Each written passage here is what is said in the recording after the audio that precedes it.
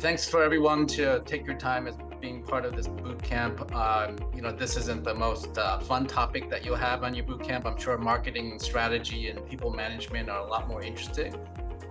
Financing, budgeting, controlling OpEx, all these things are, necessary evils to achieve the dreams, ambitions, strategies, milestones, and actions that you all face day to day. So it's definitely something where we have some of my thoughts, and later on, I'll show a case example of an actual company that provided some of their budgeting so that we could use a real example to go through some of these points. But overall, like, we're going to split this topic into two sections. The first section is going to be about smart growth, basically how to do financial planning for sustainable momentum. And financial planning, to me, not only includes the operational expenses side, but it really should focus more on sort of revenue and gross margins, the things that fuel the sustainability of the company.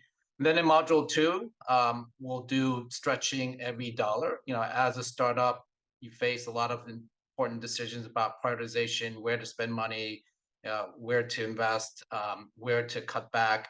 And so all these things, I'll just provide some examples about how maybe you should think about financial discipline and using that as an important lever for you to continue to achieve growth. And then, like I said, we'll do that case study at the end where there's an example of some historical financials, some future sort of budgeting and projections. And I'll present sort of my thoughts as a sort of investor who doesn't know anything about the company. In fact, it's anonymous. I don't know exactly what it is, except that I know that it has to be like a B2B software tech company where we can go through like how an investor might look at that and think about kind of what those financials mean and what those projections show with respect to the outlook for the company. So any questions before we dive in? Okay, great. So next slide. So the first module we're going to do is we'll explore how to plan and drive growth intelligently through savvy sort of financial strategy. This includes like aligning your financial plan with key milestones like fundraising and valuation events. We'll go over smart pricing strategies, how to think about early monetization techniques to get customer commitment, and some of the key metrics that I think every founder should track, whether that be burn rate or burn multiple or CAC to LTV, runway, to ensure that growth is sustainable. So next slide. So the one thing that as an investor through the time, through my years, is to try to work with startups and companies and how to think about aligning your financial strategy with milestones. So, what is a milestone? To me, since I'm an investor and I'm a finance person, I think of milestones as sort of events that you need to hit before your next funding round, and so these milestones tend to be what we call value inflection. The valuation of your company doesn't increase linearly, it increases in chunks, and those chunks are based on achieving certain milestones.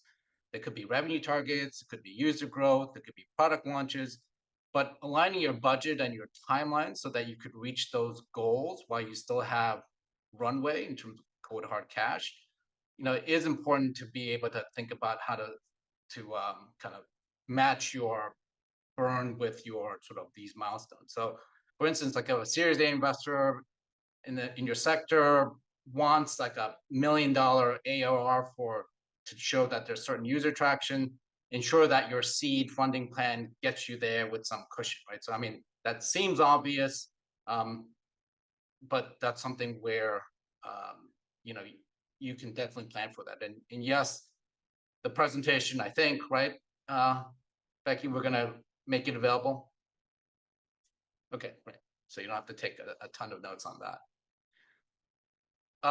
So in terms of the time to raise your round, like time you raise for strength, right? So raise capital, obviously, when you don't urgently need it. I always like to think about having at least 6 months of cushion runway before fundraising, so that enables you to negotiate from a position of strength. Because if you're desperate, like less than 2 months of cash, and the investor looks at you and asks for the balance sheet and asks for your cash position, and they know that you are in trouble, you might have to raise a bridge, for example. You might end up with a down round or some other situation with respect to not as ideal terms. So definitely really think about timing these milestones and value inflection points with the sort of your raise strategy. They need to really go hand in hand, and remember to put some cushion in. So when we talk about milestone, next slide, Becky. So when we think about milestone driven spend, um, it's really thinking about treat fundraising as an output, not an input. So the money raised is like fuel to achieve specific outcomes, not success in itself, right? So avoid the trap of raising big amounts and then feeling pressure to burn that fast without any clear ROI on sort of what you're trying to achieve. Because they've done studies, and 70% of failed startups scaled prematurely by getting ahead of actual product market fit. And we'll go a little bit later about product market fit, but only really scale expenses when those milestones justify it. Because if you don't achieve that valuation milestone step up, you really haven't achieved what it takes to you to go from C to A to B to C and so forth. So the goal here is to beware of like too much um, too early. So like an influx of cash can be trouble if you're undisciplined. Like you want to be avoiding the temptation to spend on vanity projects or expensive expansion before really nailing the basics. So money is responsibility, and it's critical to prioritize investments that drive that core progress. Because throwing money at a problem rarely solves things. Like it's just something that you got to figure out how to provide cash as fuel to like a strategy, as opposed to binding a strategy with that fuel. I'm going to switch a little bit into pricing. Next slide, Becky. So I'm a big believer in really thinking through like what it really impacts delaying that runway, or expanding that runway, right? You want to be able to not only control your expenses, which will be a little bit more of the focus of the second module, but really like think about what's the right pricing strategy. And everybody's like kind of knows typically what skim versus penetration pricing is. So, but given sort of since I don't know your businesses, it's hard to talk specifics about your company. Maybe when we end this module, we make it more Q&A. You can ask specific questions. But at the beginning, I think a lot of companies like face that problem is like whether you're going to do skim pricing, which means that you're setting a high price to maximize early profits. You're really targeting customers that value product very highly. And then penetration is going after like lower at cost to kind of go after a large customer base. So, like a new B2B SaaS tool might skim by charging premium early access to like pilot customers, whereas like a consumer app might use penetration pricing, or like a freemium model. We'll talk about that later, to grab market share quickly. So like I think the classic examples of that are iPhones are a lot more expensive than Android phones, and they target somewhat different audiences, and they target different sort of features and product price standpoints. So it's really thinking about like if your product has unique value and little competition, skimming can conserve volume and earn revenue. Um, and but if you're entering a crowded market or need network effects, like penetration pricing to build like a big user base can be smarter. So it really depends on your business model, your product, how unique it is, what competitors are doing, and how you think customers will respond. And that's something that it's really dependent on that. But the key is like to know that in advance going in, like say, I'm going to take this pricing strategy. This is how I'm going to price it. Because once you get into it, you're always going to be tempted to make a concession. You're always going to be tempted to make a discount to a customer to get that first customer in the door. But once you set that precedent, it's going to be hard, because I think other customers down the road are going to ask you like, well, what did you give your other customers? And so And then your salespeople are going to want to be having commissions on that pricing because it enables them to sell easier. So it's all part of the strategy in terms of like, think of about it in advance, not really something that you kind of make up as you go. Next slide. So we talked a little bit about freemium versus free trial. So freemium models offering a basic version for free can be powerful for products with broad appeal and low marginal costs, right? So that's like common in like SaaS. Like, we all use some version of Slack or Calendly that has some free features that get us to use it. But then once we start using it more, we want more product features. We all end up paying a little bit more as we run out of the initial value that they give us by making it free. But premium isn't free for you as a startup, right? Because supporting these free users costs money and time. So think about freemium strategically. Like, introduce it if you have a solid product and the resources to support a large base. But if you need revenue fast or serve a niche B2B product, a free trial or pilot program might make more sense than an unlimited free tier. So really think about like how you think about what things are free. Is it freemium or is it a free trial? Those are different things, and obviously you would know your business and figuring out like what's the right strategy for your business. Next slide. So the key thing is to iterate on pricing continuously. So pricing is not set in stone. Like, it should be like a living experiment. Like, high growth startups often like tweak pricing models as they learn more about the customer and really more about their willingness to pay. For example, you might start out with a low introductory price to win early adopters, but then gradually raise prices as your product proves value and you add more features and sort of value to the customer. So, you introduce say your SaaS product with this feature set. As you continue to add to it, you should think about raising prices because it's providing a higher ROI and more value to the customer. Or you might think about using a usage-based pricing because better than per seat, because that's how you want to scale and that's how you better match your operating costs and your COGS with your uh, pricing model. So it just depends on like what scales with what pricing and try to match it, to make it sort of even with respect to how you think about using that going forward. So analyze how your customers use your product, and if a segment gets huge value, consider value-based pricing. Don't be afraid to A/B test price points or packaging on some small subsets of customers. Because the goal is to find a price that maximizes both adoption and revenue per user over time. Next slide. So either way, I'm a big fan of trying to get early customer commitment. So I know as a startup, it's always tempting to get to get that first customer because you're learning things from that customer on how to refine your product and your product roadmap. You want to use that as a case study for future paid customers. So there's always a temptation to offer things for free.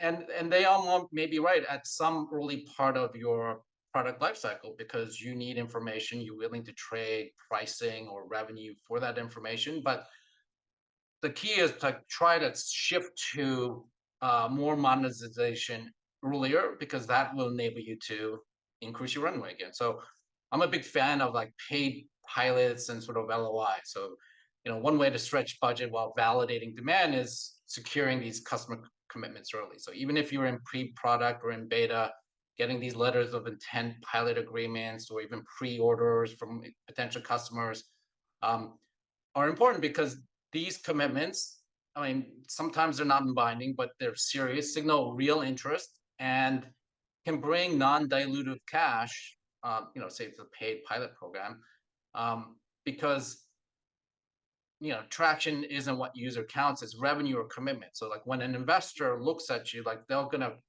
treat a paid customer 10 times more valuable than somebody you've offered it for free. And so small wins like pilots and these LOIs and proof of concept payments, you know, gets the customer to have skin in the game, and it proves that the product has value, not only to you as a company, to your salespeople, but also to investors down the road. So because that's where you're trying to head to. Like, you don't want to get it so that you find out later that nobody wants to pay for it, or nobody wants to pay what you want to have them pay for it, because you never really tested what the ROI it was to them in the first place. So, for example, like if you're B2B and a friendly early adopter client asks one to sign an LOI so that they intend to purchase a solution when they're ready to pay. So you can offer it for free at the beginning, but get them to sign an LOI saying they'll pay later. That way, you know that yes, you're getting them in the door for free, but they're making a commitment that after 6 months, after whatever period of time, they'll start paying. And these paid pilot projects where they, even if it's a nominal amount for the trial, it enables buy-in at the customer too, because whoever your champion is at the customer, he or she has to like get approval for a monetary amount, right? So yes, it's important that they're spending their own time and their organization's time to help you with your product feature set and figure out product market fit and which features are important or not, and which bugs are happening or not. But in the end, like if they're paying for it, you're getting that champion to get his or her skin in the game too, up inside their organization, and that gives you more credibility. It gives you more traction.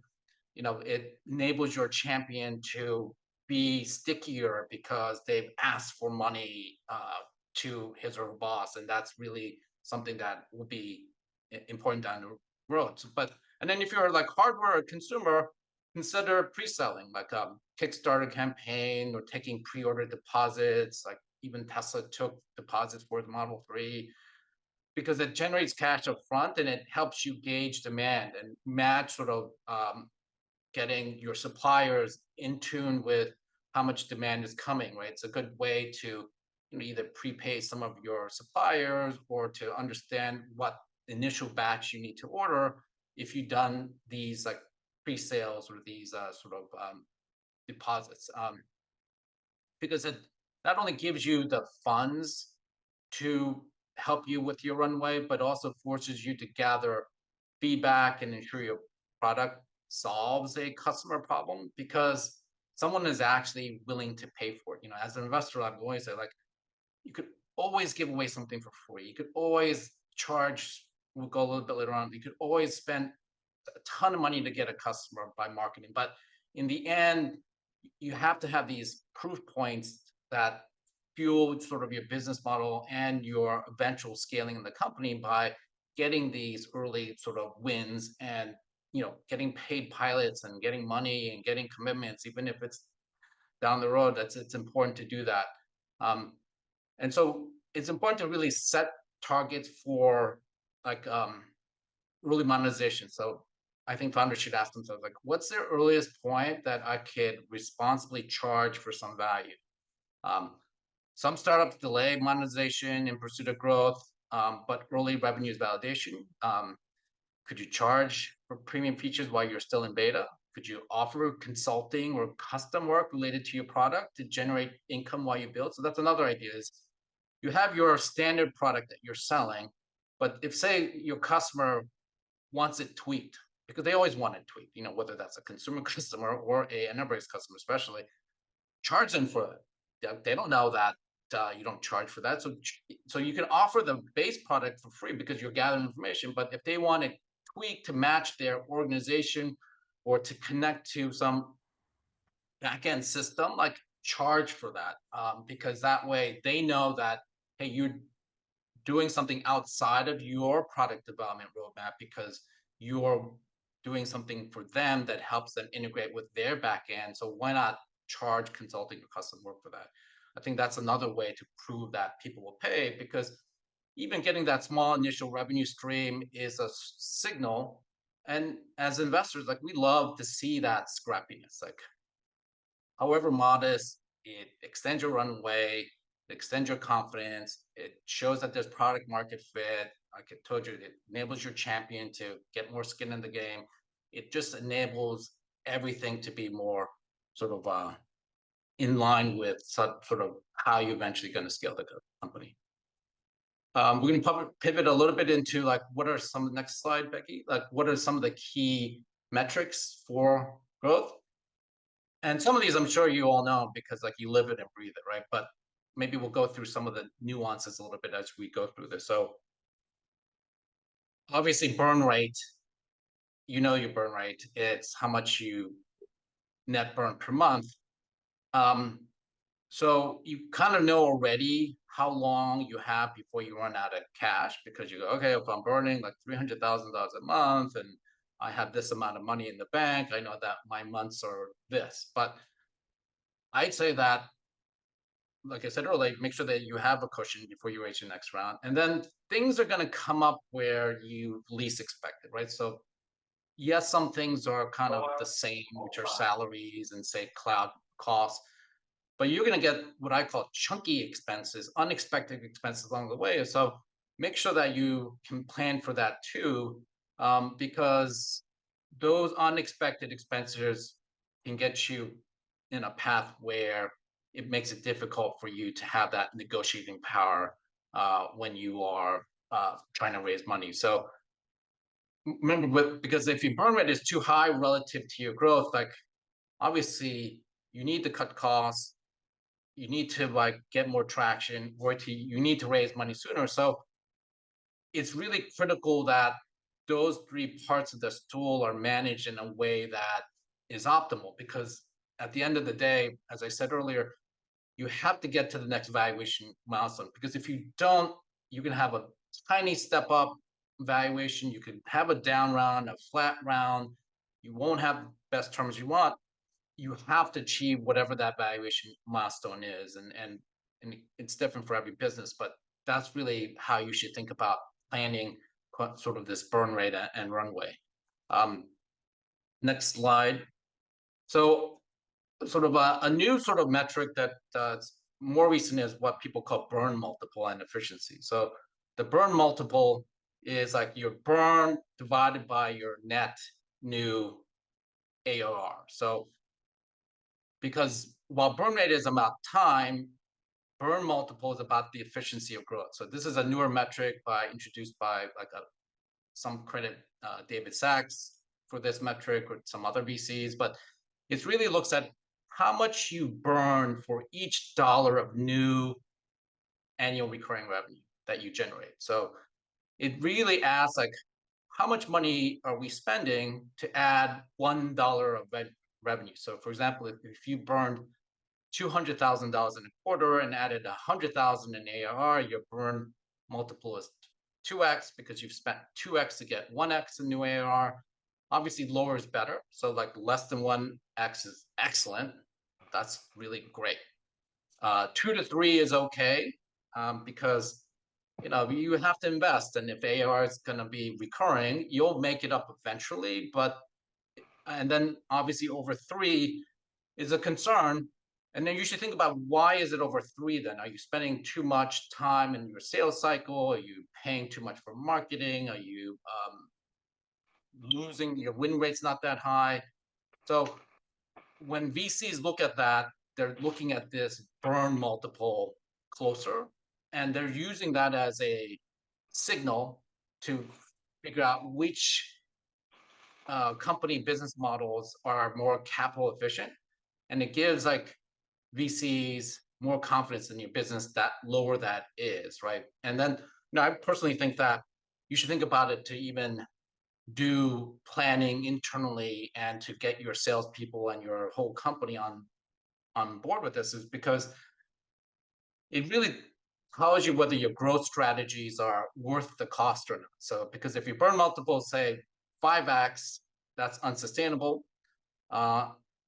Because it means your customer acquisition cost is too high, or your product isn't retaining customers, right? Because they're not staying around for too long, or they're not even converting at all.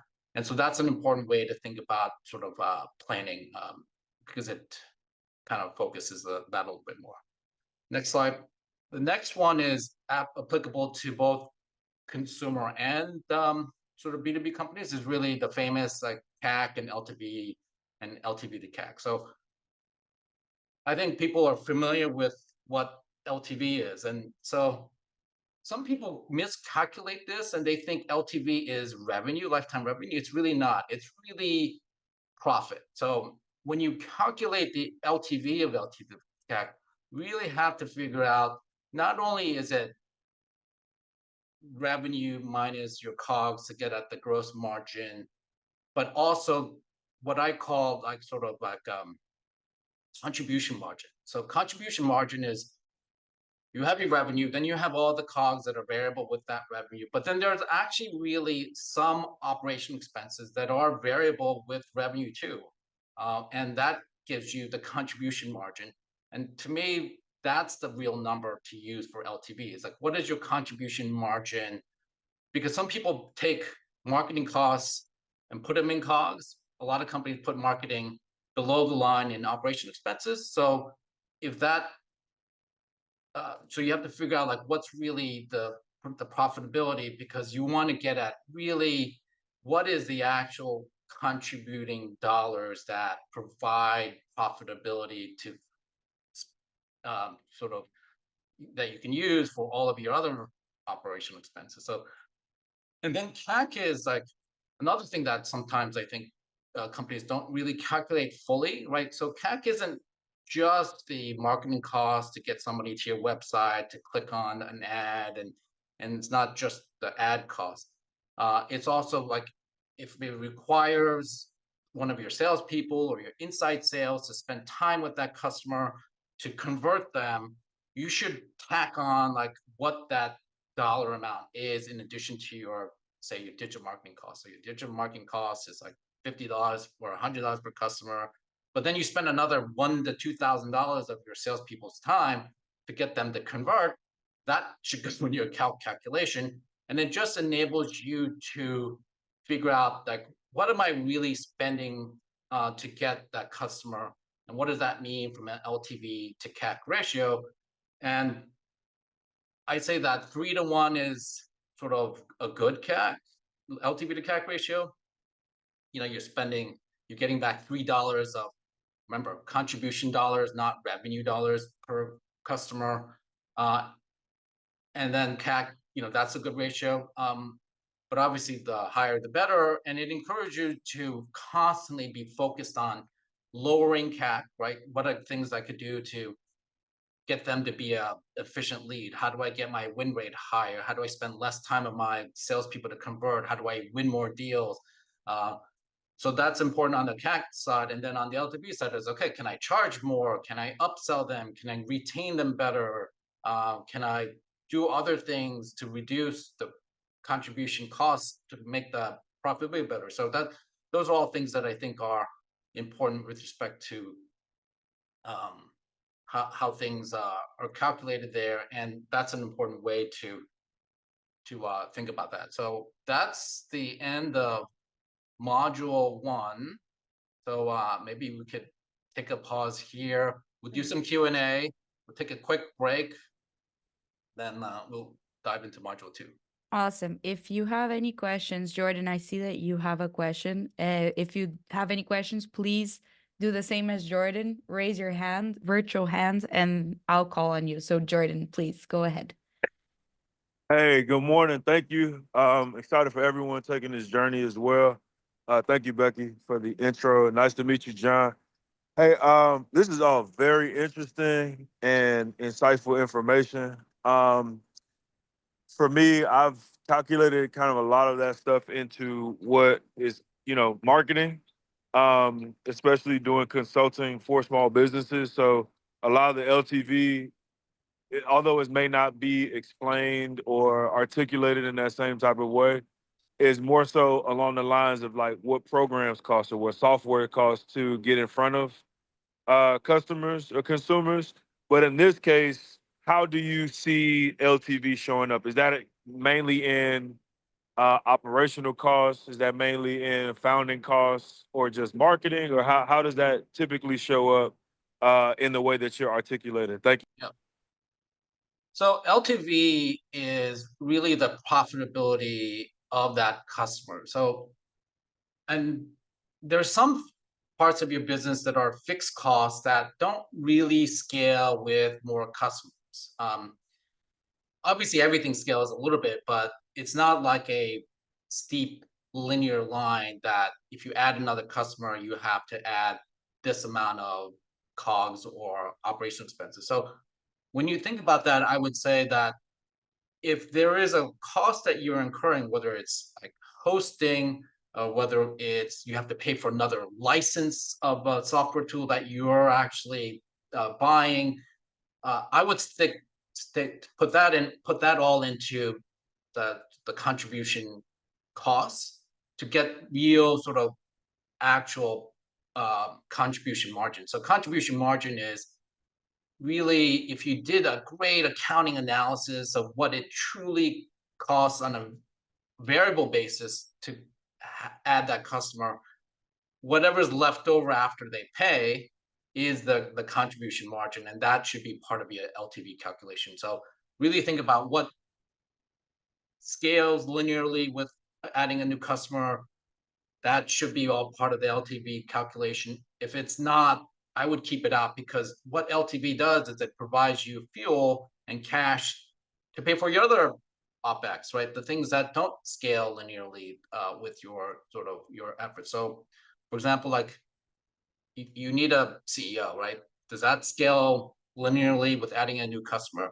Not initially, maybe you need to add a COO once you get to, say, certain revenue level, but that shouldn't be calculated because that's just what pays for from the contribution margin. So, but if you have a salesperson that obviously they have a quota and they can only handle X number of people in terms of commission dollars. And so I would allocate a portion of their time into the LTV, because every new customer is going to suck up a portion of that. And say that you have an inside sales team or an account management team that has to manage that customer once the salesperson gets that customer in the door. I would try to calculate how much extra time you'll need there too. So those are just two examples of what does scale linearly by adding a new customer, because if it doesn't, then I would keep that out in terms of sort of how you think about that. Okay, thank you, John. So just if I'm hearing you correctly, that's more so an operational recruitment, sales, enablement versus marketing. Is that kind of what you would assume, or is it just kind of case by case? Yeah, so like, marketing is a good example. So I would say that if you're spending, say that these days a lot of customers are learning more about your business through digital marketing, right? So then, you're bidding on certain keywords that are relevant for your business. It costs like $200 per click, for example, right? But you manage that and figure out, okay, I've spent this much on digital marketing and it got me X number of customers. I would throw that into the calculation of LTV, because if you're trying to get more customers, you're going to have to spend like almost twice the amount, assuming that you got the same efficiency. So I would include it there. But I would say that if there's sort of general brand awareness campaigns that you're doing, like, hey, like a trade show or a sort of a high level LinkedIn ad campaign to get your name out, or something like that, where yes, say that your company doubles in size, you're going to have to get a booth that's twice as big, or you're going to have to spend twice as much on LinkedIn advertising. So those things are what I call, they scale on a chunky basis. I wouldn't necessarily include that in your LTV, because like it's hard to like allocate that, and it's not like every new customer is going to require some allocation of your trade booth costs, right? So it's really thinking about what truly scales linearly with every new customer, and I would throw that in there. If not, I would obviously, like I said, like that's the dollars that you're using to like contribute to your other operational expenses. Thank you, John. Really appreciate it. Very insightful. Awesome. Radio, I think you are next. Yeah. Hi, John. Thank you for Hi. everything. Very insightful information. I have a question regarding the LTV also. I'm on pre-revenue and also pre-seed, and we have to calculate some, LTV for potential investors. How we calculate the customer lifespan? If we are, just starting with the beta version, how we do know it's gonna be 5 years, 3 years, 4 years? It's just a number, random number, or what? Yeah. So that's a good question. So you're saying that you don't even have, okay, so when we think about that, we call it sort of a retention analysis, and we go look at it by cohort. So cohorts are by quarter or by year, which customers came in that year and how long did they stay? Like how many quarters did they stay? How many months did they stay? How many years did they stay? Now, if you're pre-revenue, obviously you don't have a cohort to show as that. So I would come up with good examples of things that are very similar. So like if you have a direct competitor and you know how long their sort of average customer length is, I would use that and say, hey, look, we're going to be very similar to this company or this company I used to work for. We had an LTV of this per customer. And I would use those sort of statistics to do that. If there are no direct competitors where you can get this actual information, I would come up with a very analogous business that you have data for and say it's very similar to this sort of product or this software or this service, and they have these sort of LTV characteristics. And so I'm going to model it very closely on that. And of course, we're going to try to be better because, that's why you're investing in us. Like we're actually better. But at least that way you have a foundation of what is feasible in either direct competitors or adjacent sectors. And I would use that to model that. And if it all comes to worst, like just come up with some good assumptions that you can model and defend. I'm a big believer in that.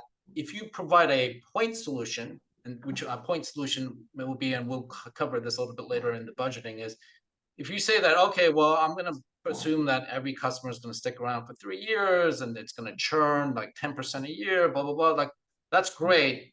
But as investors, we love to see scenario analysis. Okay, what if they stick around for 2 years? Or what if they stick around for 4 years? Or what if the churn rate's 5%? What if the churn rate's 30%? Like develop your model and scenario analysis where you can develop sort of a box that says, okay, well, if the churn's this and the retention's this and you can figure out like what's the range of outcomes, because that way the investor can like pick and say, okay, I like this assumption with that assumption, and then they can say, okay, well, that means this for the business, right? So we call that a football field. Don't ask me why we call it a football field. We're not very creative. We don't like, so we say, okay, tell me if I pick this on your x-axis and I pick this on your y-axis, then it means this for the business. And so I think that would be helpful because you should think about even doing that for runway calculation. Like, okay, how does my burn get affected and how long is my runway if I assume this for LTV and this for churn and so forth. So I think that's something where, I would start off with direct competitors or your actual previous company. Those are the best. Then adjacent businesses, then at least reasonable assumptions with scenario analysis. Thank you so much. Awesome. Any other questions before we move on to our first break? Okay, perfect. So let's take a 10-minute break. We'll be back at 10:26 and we'll jump into the next part of today's session. So please feel free to turn your cameras and your microphones off and yeah.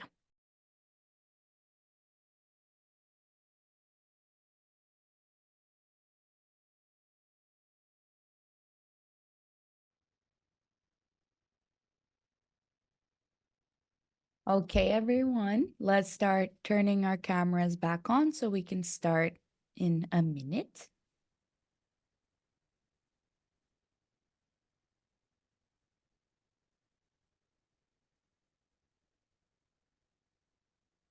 I love how everyone takes advantage of the break. It's great. So that way we can be fully present during the actual content. I appreciate it.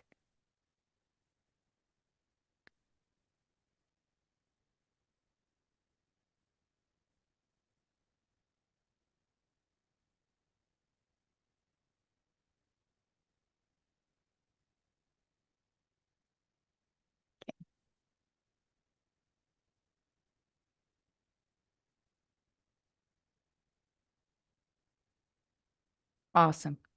John, whenever you're ready, I'll turn it back to you to dive into module 2 on financial discipline as a growth strategy. Great. Since you just said that, I want not to repeat that.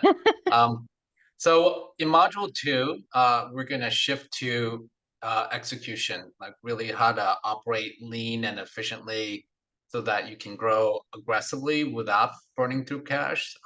Because financial discipline isn't about just pinching for its own sake. It's really a growth strategy. We'll go through some of the reasons why, but efficient startups can outlast competitors. They can seize opportunities, raise money on better terms. And we'll cover improving margins and cost structure. Avoid the pitfalls of premature scaling, which can kill startups. Some creative tactics to reduce burn or to boost revenue, and some lean marketing hacks, and some general advice on how to extend your runway without sort of derailing your growth initiatives. So the next slide.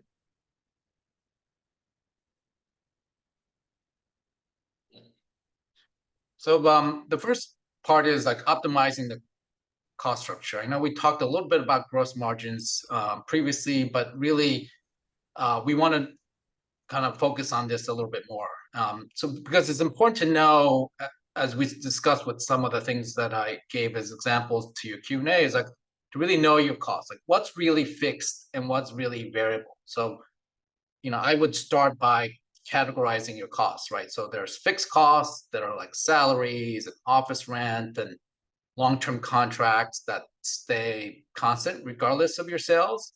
We talked about how some of those things are chunky once you double or triple in size, but for now, in terms of your financial planning, you should think about what's really fixed over that sort of period of time versus what's variable, right? The things that are cost of goods, the usage space, cloud fees, transaction fees that scale with your revenue or usage, because high fixed costs create high burn regardless of your revenue in a given month, which is risky for a startup. So, the whole purpose here, and it's becoming more and more achievable, with new technologies and with AI and outsourcing, is to convert fixed costs to variable whenever possible. Because there's always a creative way to think about that conversion. And when you match it to be more variable, make it more variable, you can match it to scaling your revenue, your number of customers. Because if your business slows, your costs drop too, right? So then it protects your runway. You've matched the costs associated with your demand and your customer base. And the tactics to turn fixed into variable, and a lot of these are pretty common. We'll go into more different examples later on, but it's really using contractors or part-timers instead of full-time. You'd be amazed how long you can go without a full-time hire for certain non-core roles. I mean, there's some core roles that are absolutely critical to your product, your technology, your service. I mean, obviously, you need to have really good people and you pay full-time because you want them to be committed. You want them to scale as your organization grows. But the things that are not core to your business, why not use contractors and part-time? Everybody loves office space. It's becoming less and less so today as people are more remote, but use co-working or month-to-month lease. Don't get locked into big payments. Don't fall for that. Oh, you need to sign up for an office lease for 5 years, because you'll either won't need it because you're having difficulties, or you won't need it because you're growing fast. And either way, that whole thing about subleasing, whatever, it's just not a safety net. It's hard to make that work. And so in any situation like that, I would try to figure out how to do more variable costs there. And then opt for cloud services and SaaS tools that has pay-as-you-go pricing instead of saying, say, hefty upfront enterprise license fees, because you always want to match the performance-based components like sales commissions with revenue rather than, say, high base salaries, right? And that way, if your salespeople are taking longer or converting less, or the sales cycle is being elongated, you're not paying for their high fixed cost salary. You're still paying for some of their salary, but the main portion of that, which is the sales commission, gets also delayed with the customer attraction. So then that way it makes your cost base more flexible with respect to your business model, and then you just become more resilient. And then when in terms about improving gross margin, I'm a big fan of like gross margin. You know, a lot of people focus on, okay, what's my burn in terms of my operation expenses, what's my revenue, which is like how many customers and how much do I charge. But you know, gross margin, it's obvious, but the better gross margin you have, the more money you have to fund the rest of your burn. And it's important to like scrutinize your COGS, your cost of goods, so it's line by line, right? I've seen lots of situations where you find a good supplier, whatever that could be. It could be a product supplier, it could be a technology provider, it could be somebody, something that, and you find a good one. It took you a while because you had to trust them. They had to trust you because you're a startup.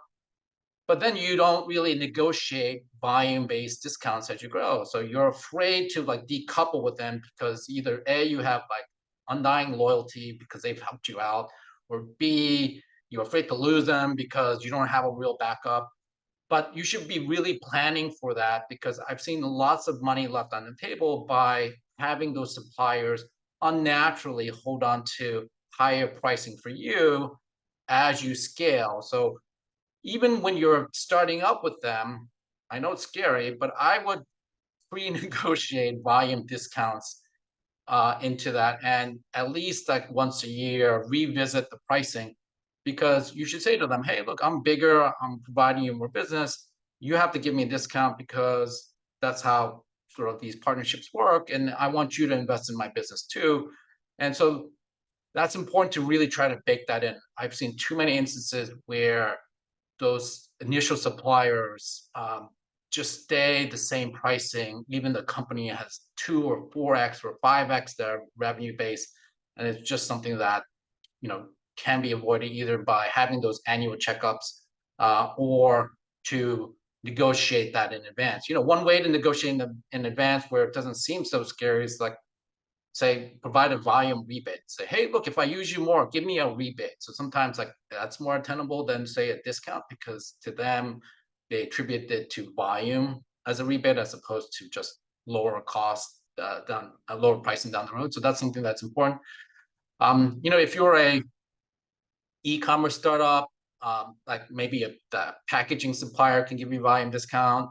You can find a cheaper shipping partner that can give you that discount as you scale. You know, if you're a SaaS company, you know, you have to optimize your cloud usage, you know, right size your server instances, you know, eliminate idle resources, like consider pricing moves that can improve margin. So I would say that really think about how to make that gross margin better. And it's a combination of pricing, obviously, because that's the starting point, but it's a lot of it has to do with your COGS and figuring out how to make some of that variable too. So maybe instead of having a customer support rep that's part of that calculation, maybe you could use an AI chatbot and they could handle not everything, but maybe 30% of, say, the inquiries. And therefore you like reduce not only the costs associated with servicing customers, but you've made it more variable, because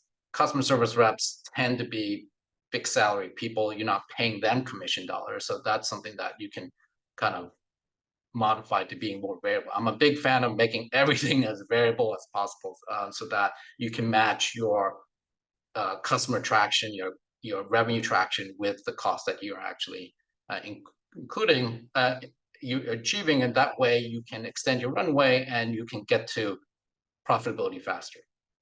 Next slide.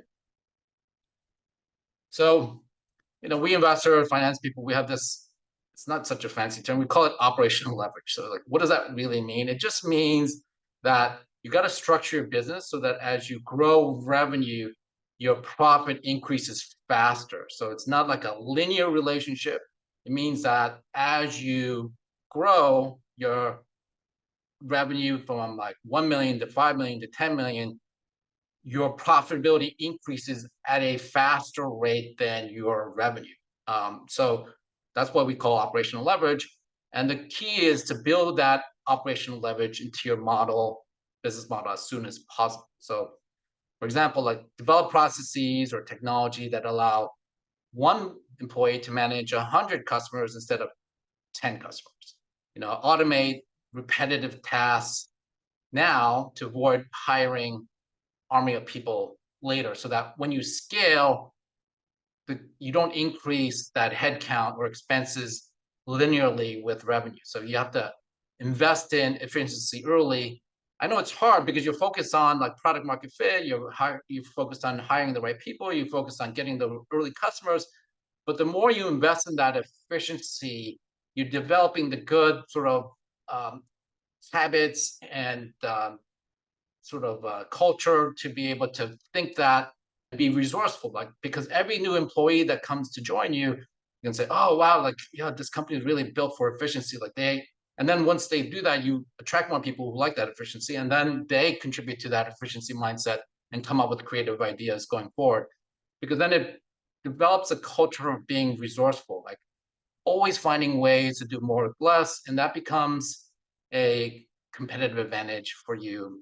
Because who doesn't want to be leaner? Who doesn't want to be more profitable? Who doesn't want to raise less money than necessary? Like, all those things are good for traction, sustainability, valuation. Like, all those things are good. So the better the operational leverage you have, but it requires a commitment early on. It's not something that you can tack on as sometimes people say, oh, I would love to have the high quality advantage of like, hey, I'm growing 5x, like I've got to think about being efficient. Now, those things sort of need to be developed kind of early on, because it contributes to attracting the right people, culture, and setting up the right systems in advance to be able to scale that. Because once your wheels start to go fast, it's hard to change that tire if you have an issue. It's better to know that your tire is going to can handle that sort of scaling. So that's important to try to plan for that upfront by being that resourceful. Next slide. So the number one startup killer is premature scaling. So it's really spending big or expanding too fast before product market fit. Some estimates say that 70% of tech startups fail because of this, right? So the question is like, how do I avoid this, right? Of course, it's not going to be my startup, because like I do have product market fit. I know what the customer wants. I know what features are right. I know that they're willing to pay for it. That sounds all great on paper, but while that's all happening, right, those are all things that you're working on with your technologist, your product marketing person, your sales team. You're working on that, but the key is, and this module is really focused on how to extend your runway efficiently without impacting your growth, is like resisting the urge to scale headcount or spending just to look like progress, right? I was part of a startup before I joined became my before investor, and I actually had a board meeting where one of the board members looked me in the eye and said, "You're not spending enough fast enough." And like, I was like, what? That's like a crazy thing to say. Like, the key is to spend money when you know it's going to contribute to an ROI in the business. And it could be sales, it could be like what I said, the efficiency of OpEx scaling.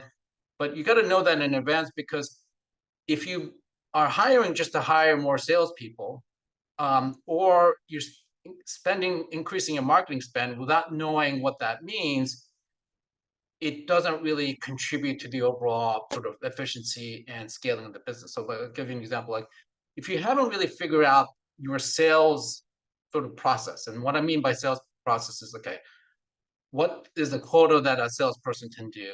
What is a sort of a realistic win rate? How long is the sales cycle? For the sales funnel, what percentage falls from the top down to the bottom? Like, if you don't really know that, you don't really know how many salespeople to add, because if you get one part of that equation wrong, you could be over hiring for no reason, and they're just going to be twiddling their thumbs because they're waiting for some of those things to improve. Now, those things may improve because you have better salespeople, but part of it may be you don't have the right product market fit, or the right pricing strategy, or sort of the case examples, or the references, or whatever the case may be, to be able to know what those metrics are. And that's why we talked about earlier about you got to understand your core metrics, your CAC, retention, your product engagement, because those KPIs will help shape when is the right time to add salespeople, when is the right time to do additional marketing. For example, I'll use digital marketing as another example in terms of salespeople. In digital marketing, we have something called return on ad spend. We affectionately call it ROAS. ROAS is like, for every dollar I spend, how much do I get back in revenue? And that is based on understanding what are the right keywords to bid on, what channels to use. It's not all Google. It could be social media. It could be LinkedIn. It could be something else. But until you optimize that, you're sort of wasting money, because like if your ROAS is only like 1.5 or 2, because you haven't fully optimized that, yes, you could spend more dollars and get more customers eventually into the funnel, but why do that when if you take another 3 to 6 months and really optimize that to becoming 3 to 4, and then you can put money in, and then you know that for every dollar you're putting in, you're getting a higher ROI because you spent the time to make sure that that sort of multiplier is in effect. So it could be the same multiplier for salespeople, it could be the same multiplier for digital marketing, but it's still the same, which is like using metrics and KPIs to figure out, okay, is this the right time to put the pedal to the metal and spend? Because like I said, the number one startup killer is spending too much too early. You can't just do it just to show progress. You can really only do it when you feel like by pushing on that gas pedal or the electric pedal these days, you're actually getting that sort of acceleration. And you only know that when the KPIs tell you that you're there. Like, that's why it's important to track all those metrics, to know that, hey, it's not worth it to spend money if your LTV to CAC is low. It's like, you got to fix one or both of them. Until you fix it, don't spend money. Like, just figure it out. Like, add more product features, get more customers in the door, figure out ways to lower your CAC. Got to do that before you start investing in that. So that's like an important sort of point there. Next slide. So we talked about like hiring cautiously and strategically, right? So one common premature scaling mistake is aggressive hiring, right? You're bringing on big teams, whether they're sales or engineers, before the business actually needs them. Everybody's, I'm sure you read lots of articles or books or other people, your mentors or your board, your investors said, okay, keep the team size lean until you can't handle the workload with the existing team. So because you don't want to add more people to things that don't scale, right? You only hire when you have a repeatable process that truly requires more hands. And then even then, you should hire in small batches and measure the impact. So each hire should have a clear ROI hypothesis. Like, a salesperson should roughly pay for themselves with new revenue within X months. Got to like know that going in. And it's because it's easier to hire more, because if that's working, if it's not working, it's a pain to lay people off, and that's not great because of morale, because it sends the wrong signal, means that you've wasted money. So all those things are really important to really figure out. Every new hire should have an ROI impact, and it's always good to like justify that in advance. And I know as founders or CEOs, I don't know if all of you are sort of the CEOs of your businesses, but sometimes it's hard. I don't know if I need another programmer. That's like what my CIO or CTO figures out. I don't know if I need to hire a digital marketing person. Like, that's my marketing person's job. Well, not yes, but not really. You got to like figure out like and ask your direct reports, like, give me the ROI, like show me with statistics and analysis why that person's necessary. So like, for example, say, okay, you want a new programmer. Why do you need a new program? Okay, we're doing these sprints and we need more sprints to do this new product feature set. Well, show me the previous statistics on how many programmers you needed to contribute to X number of successful product sprints, and show me the sort of the ROI and bringing this person in, because you're saying that this new product feature requires X number of sprints. Like, do the math. Same thing on the marketing side. Okay, I need another person to do this marketing effort. Well, how many marketing campaigns did the previous person do?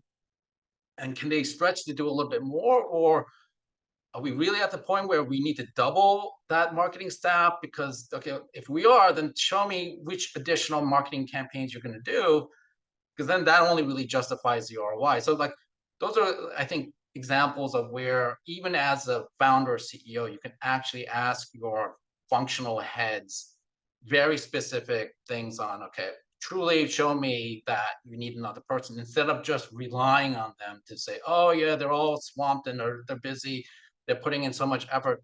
Those are all qualitative things. Like, a startup really needs to be laser focused on the quantitative, the analytical, the KPIs, and the metrics, because that way you could be really efficient and smart about sort of how you scale your business.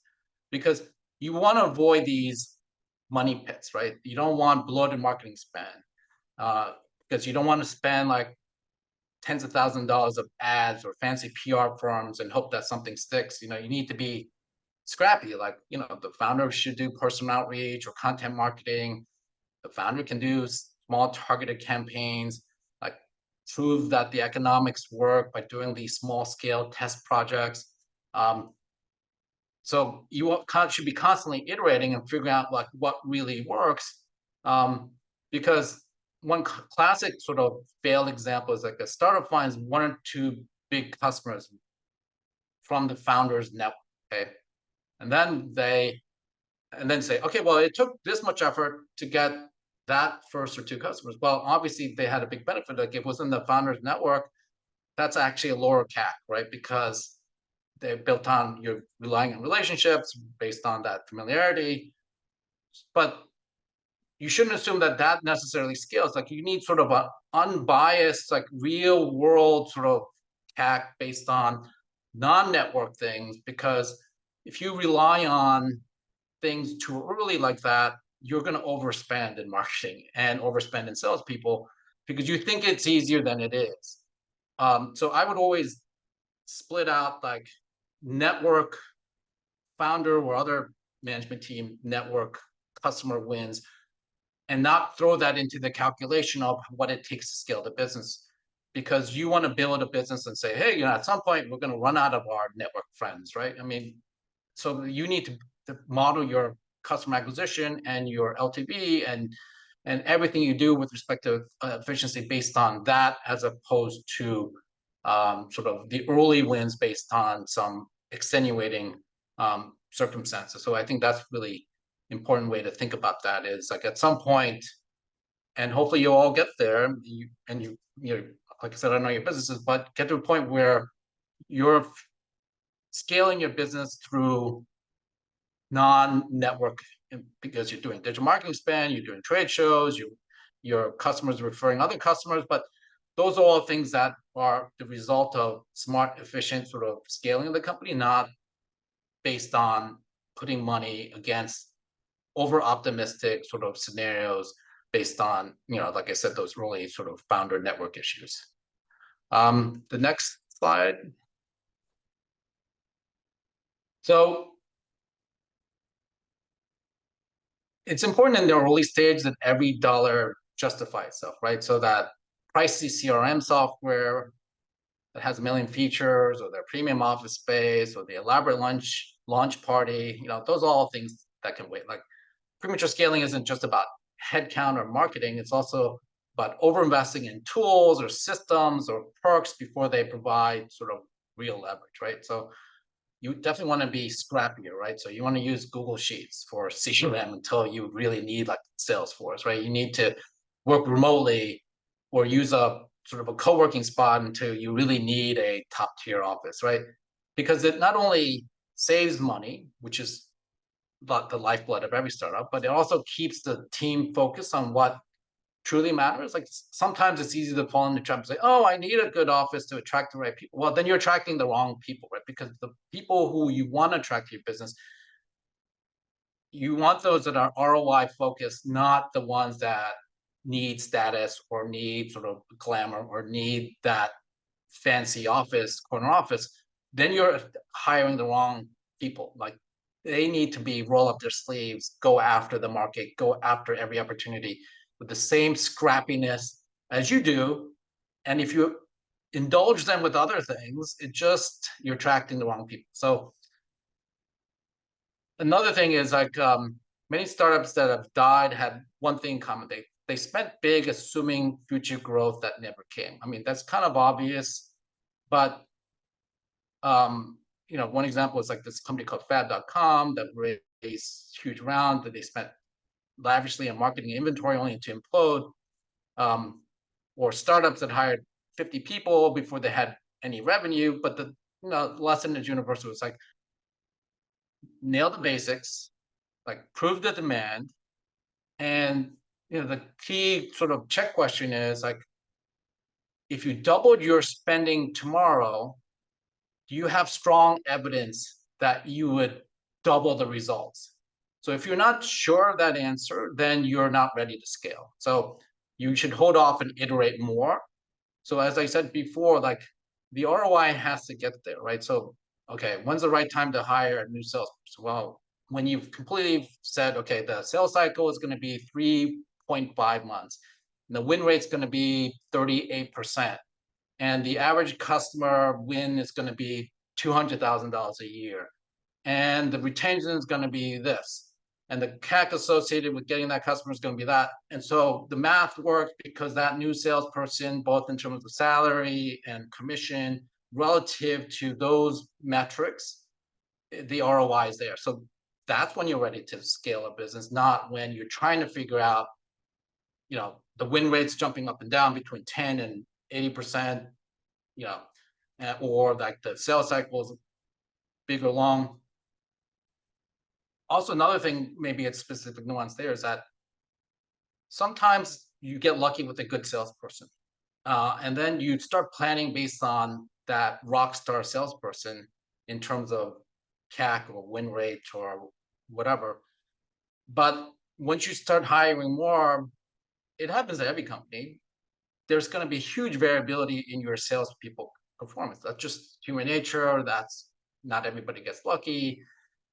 There isn't always product market fit at the beginning, so you need somebody who can really explain it well to the customer base. So part of it is really understanding, okay, maybe it's good to hire a few salespeople and see how they do, because if it's a tight sort of performance window, then you're ready to put more money in and hire more salespeople.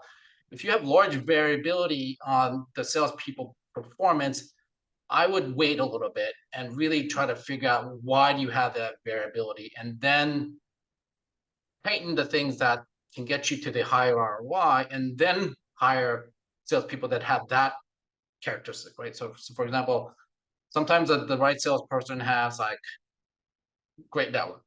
Sometimes that salesperson is scrappier. Sometimes that salesperson is more technical.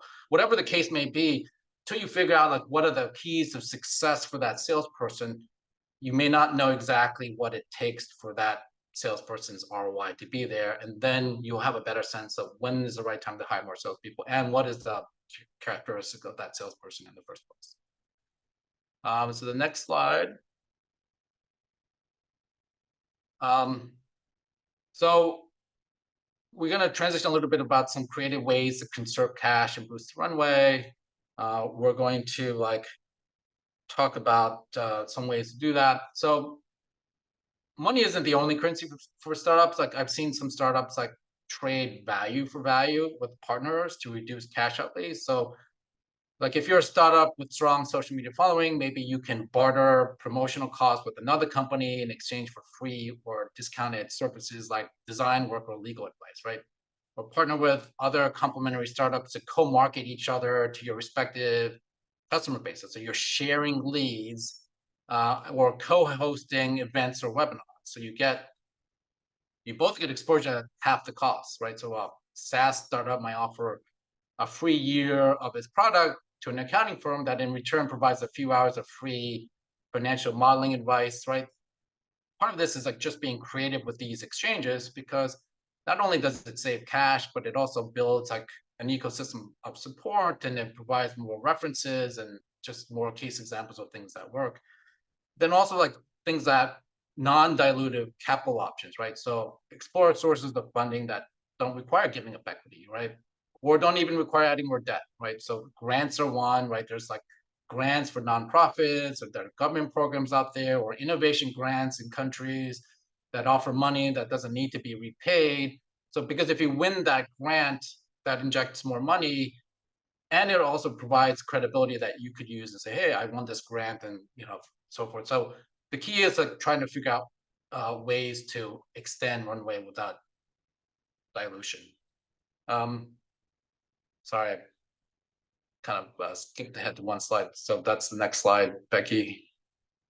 And then maybe go one more.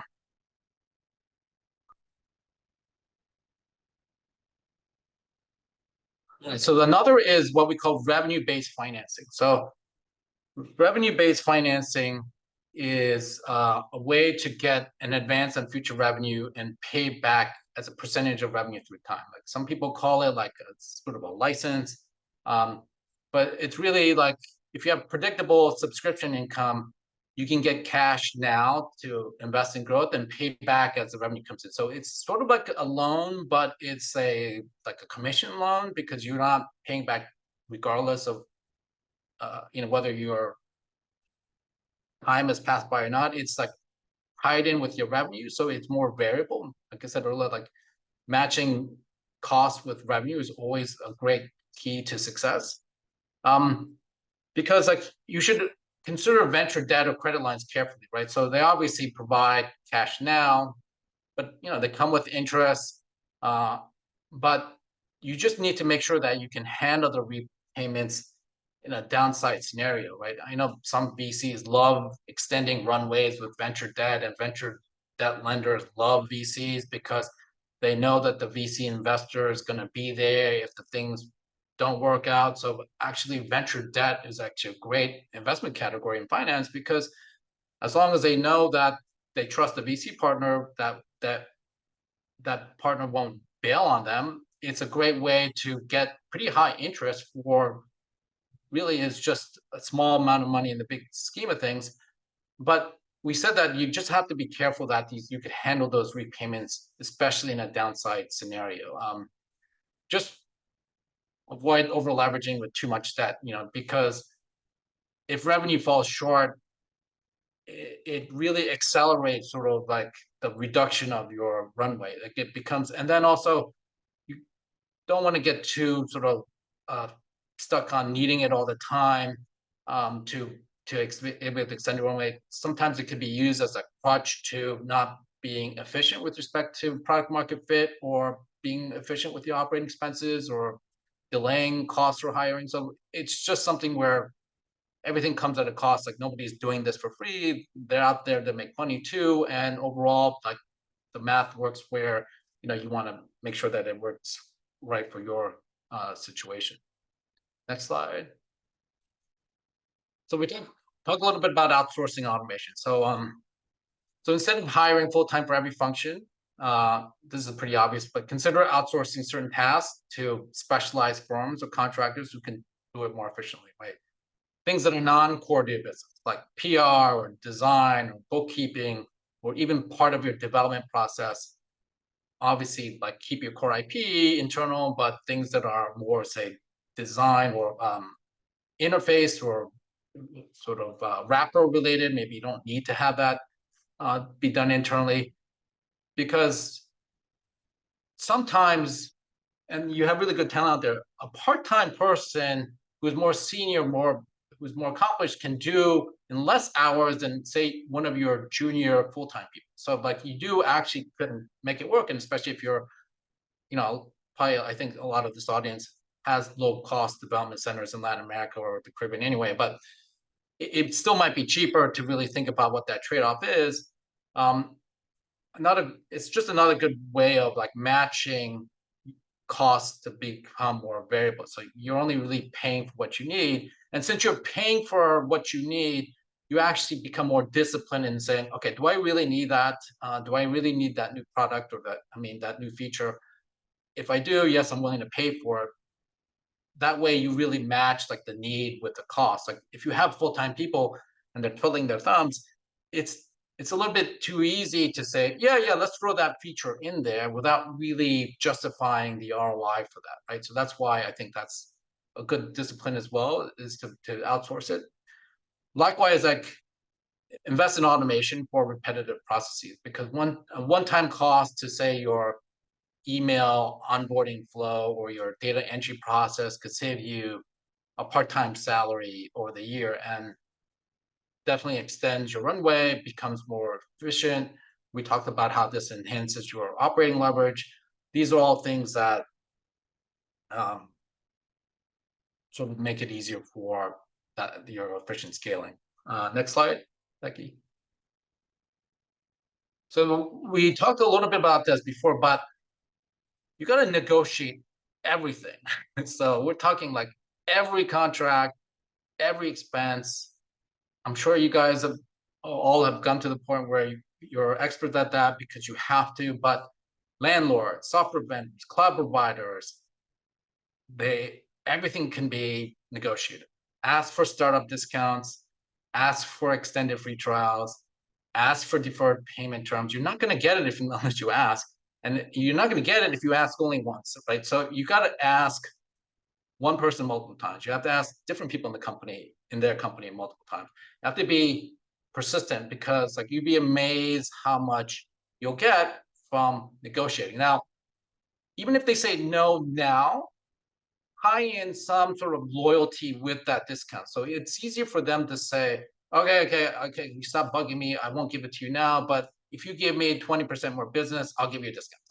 Okay, take advantage of that. Like, don't take no for the answer. Say no now, but yes later if I give you more business, because people like that. They're used to giving volume discounts, because once you hit that volume number, it'll be easier for them to say no, because you're sort of still locked in with them. Like once they feel like you could switch now, they're more liable to give you a discount now if you stay loyal to them. But once you continue going, they'll feel like you're locked into them, and they're less likely to give you a discount. So when you ask and you negotiate, ask for that in advance of what you will need, because that way, they could get it approved within their organization. They're used to giving volume discounts. You will get an easier yes now than you do later on. So that's why I think it's sort of a way to like plan that in advance. Like you should be constantly thinking about all these things from a pre-planning basis, because every dollar you don't spend today is a dollar you can use tomorrow, right? They all add up. Like even little bits add up to make that happen. Next slide.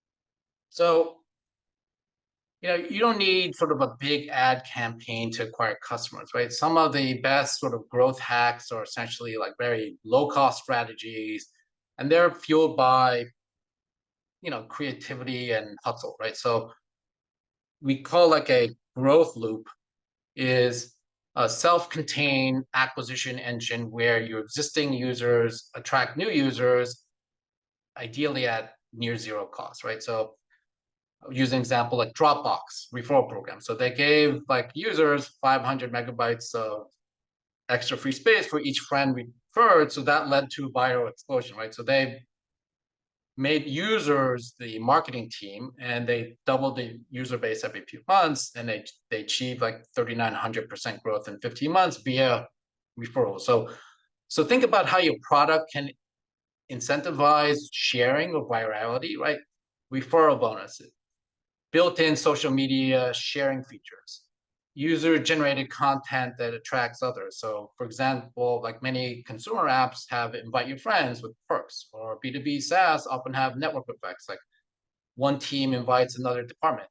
So think about what we call growth loops to turn a one-time user acquisition into a continuous cycle, because obviously when you talk about that LTV to CAC calculation, you want to make that CAC actually, it's hard to keep that CAC as you grow because you're getting bigger and you're going more into the market.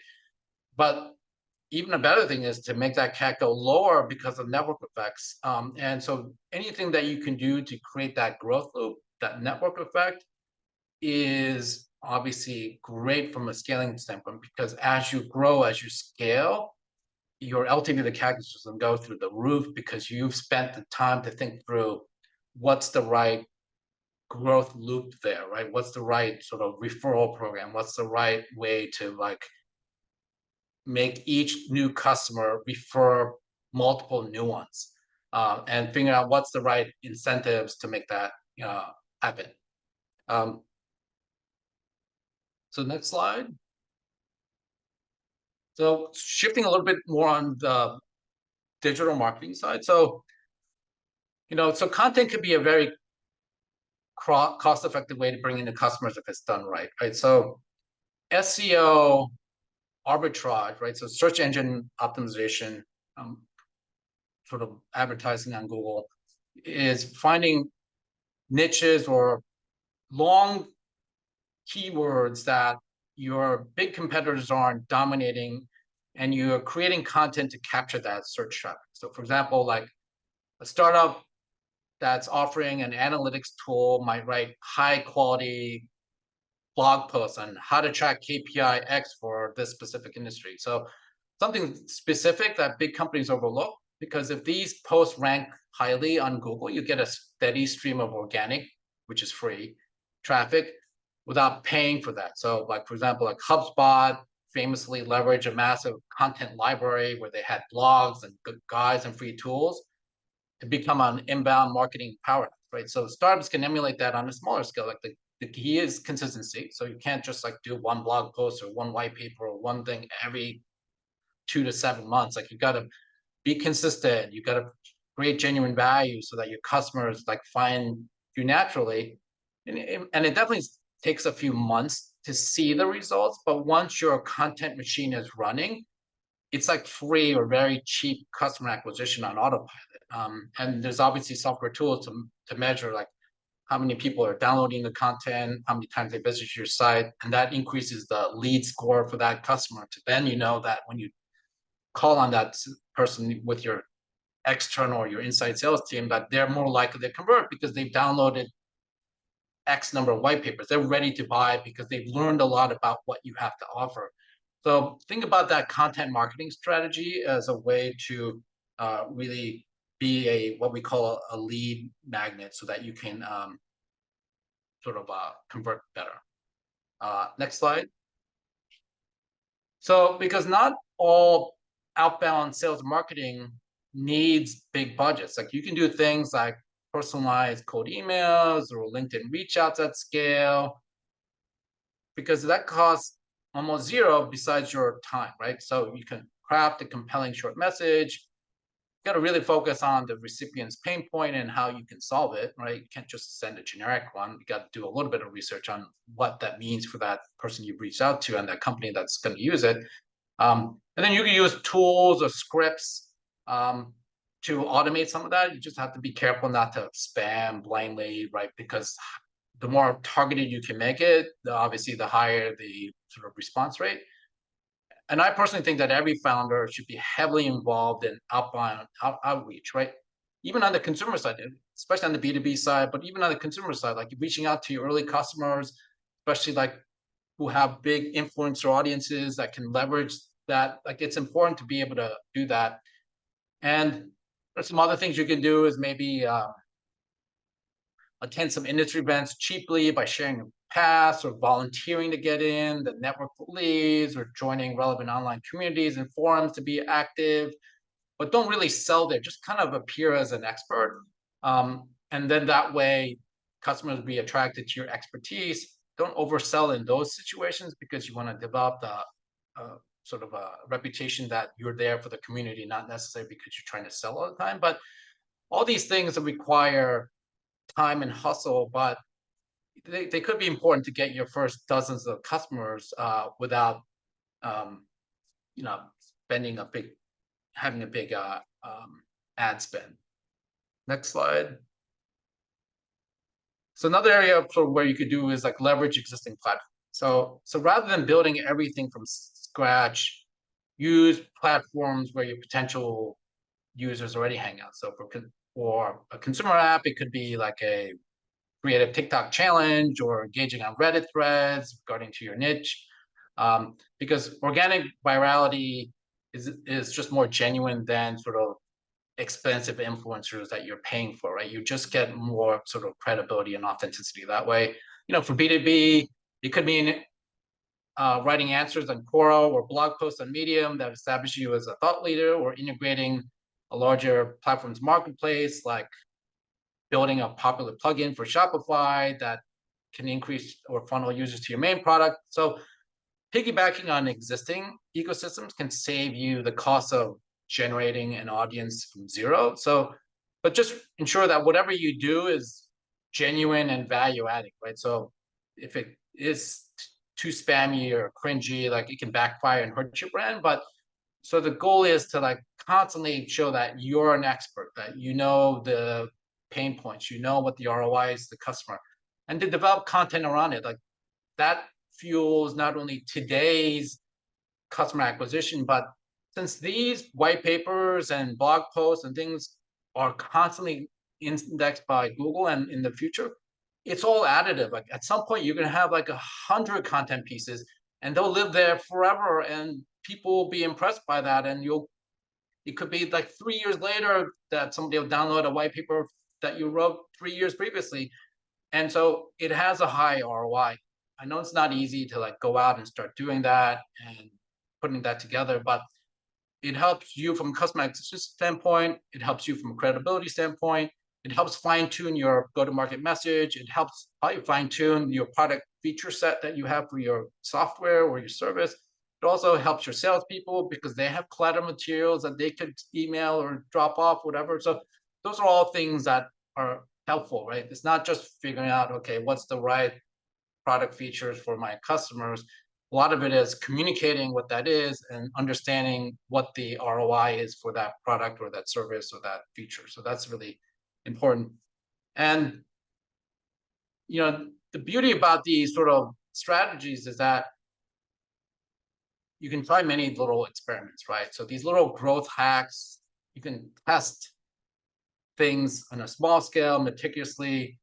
Okay, you invest a little bit in digital marketing. What did it yield? What is the ROAS, as I mentioned, right? What shows promise? Which article brings in leads? Which white paper has more downloads? Which email written in a certain way has more clicks, right? I spent a lot of time in e-commerce, and it was all about like A, B, C, D, Z testing everything. Like which color converts better, which call to action works better, which content works better, which font works better. You'd be amazed at how much variability these things have. And if you're constantly testing these things, you can get a better sense of optimization so that when you do ready to sort of put money into marketing or to these initiatives, you know it's going to work because you've optimized the right messaging, content, audience, targetability, whatever to make that work. So that you know that every dollar is going to the highest ROI, because since every dollar is scarce, you know that you've optimized that. Because once you've done that, you've also developed a culture where you're constantly prioritizing for your whole company what are the highest ROI initiatives, right, for that business. Next slide.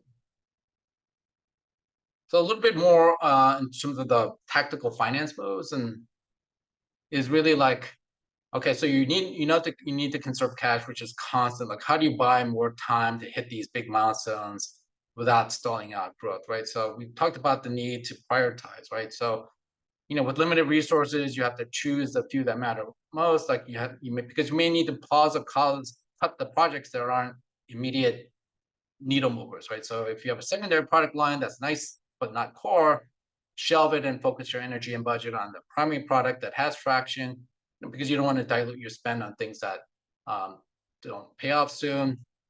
Because it also applies to target markets, right? So don't try to tackle 5 customer segments. Pick the 1 or 2 that are most likely and execute there, right? then expand from there. You don't want to try to figure out, okay, throwing pasta against the wall and seeking what sticks. Like you want to figure out what is working and really investing your smart dollars on that, because you want to be able to focus on the things that really matter. In the meantime, like you got to like figure out like what's really fat and what's muscle, right? So in investors, we always talk about, okay, you don't want to cut out the muscle, you always want to cut out the fat. So sometimes it's hard to know what the fat is and what the muscle is, but the muscle is the core stuff that actually drives product development and revenue. So everything else is fat, right? So don't starve the muscle. So if your Google ads are performing with we call like a 5x ROAS, like that's muscle because you're generating good return on that. If you have too many salespeople, that's fat because they're not contributing from an ROI basis. So sometimes it's difficult to figure out who's the right urgent hire and who's a non-hire. Where do we sort of overhired? And we always have a saying is like people tend to, you need to be slow to hire and quick to fire, right? And it's not easy to do sometimes because you always feel like you need to give that extra person time to develop or self-correct or whatever. Maybe we didn't train that person. But in our business, like we've seen it like 99.9% of the time, everybody says, I should have fired that person earlier. I mean, it's not even close to 99%. It's almost 100%. It's extremely rare. You go, oh my God, we were so wrong about that person. So since it's so hard to fire a person, you got to be really slow about hiring a person. So because once again, that's a fixed cost. It costs you money. It's hard to get rid of a fixed cost. You need to like match that.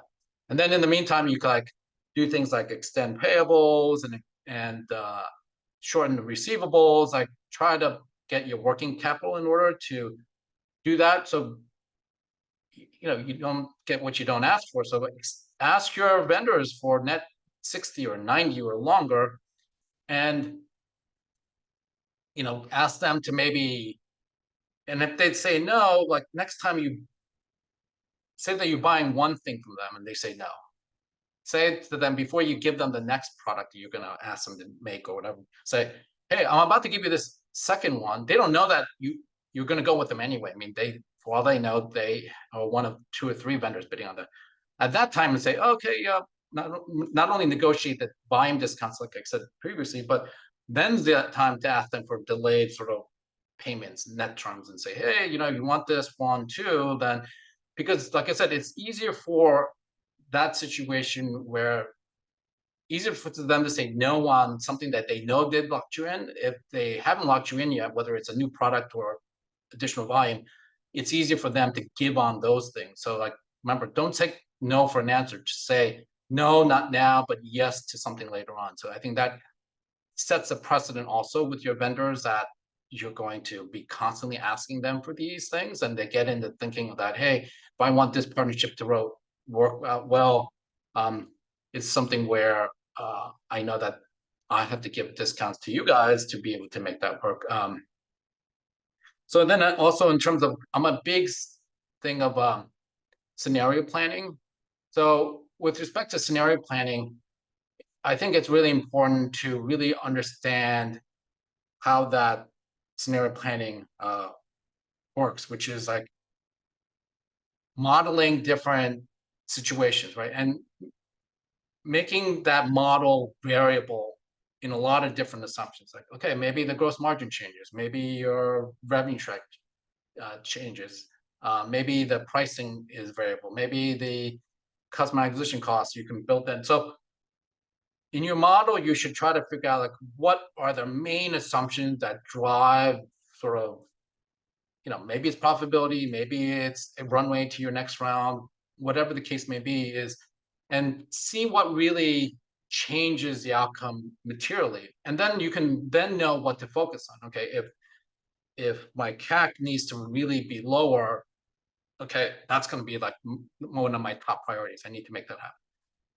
If my gross margin is too low, no matter how quickly I grow, I got to figure out how to increase my gross margin. That's probably more important for a consumer-based product company. Like, how do I change that? Maybe I have the wrong vendor. Maybe I'm not ordering enough volume discount. Maybe I need to like redesign my product, whatever, right? So these are all things where until you model things with the assumptions should all be on one page, and that way you can see how changing the assumptions to get at, once again, I talk about my football field, like, okay, I change this and I get this, like, what does that do to sort of the thing?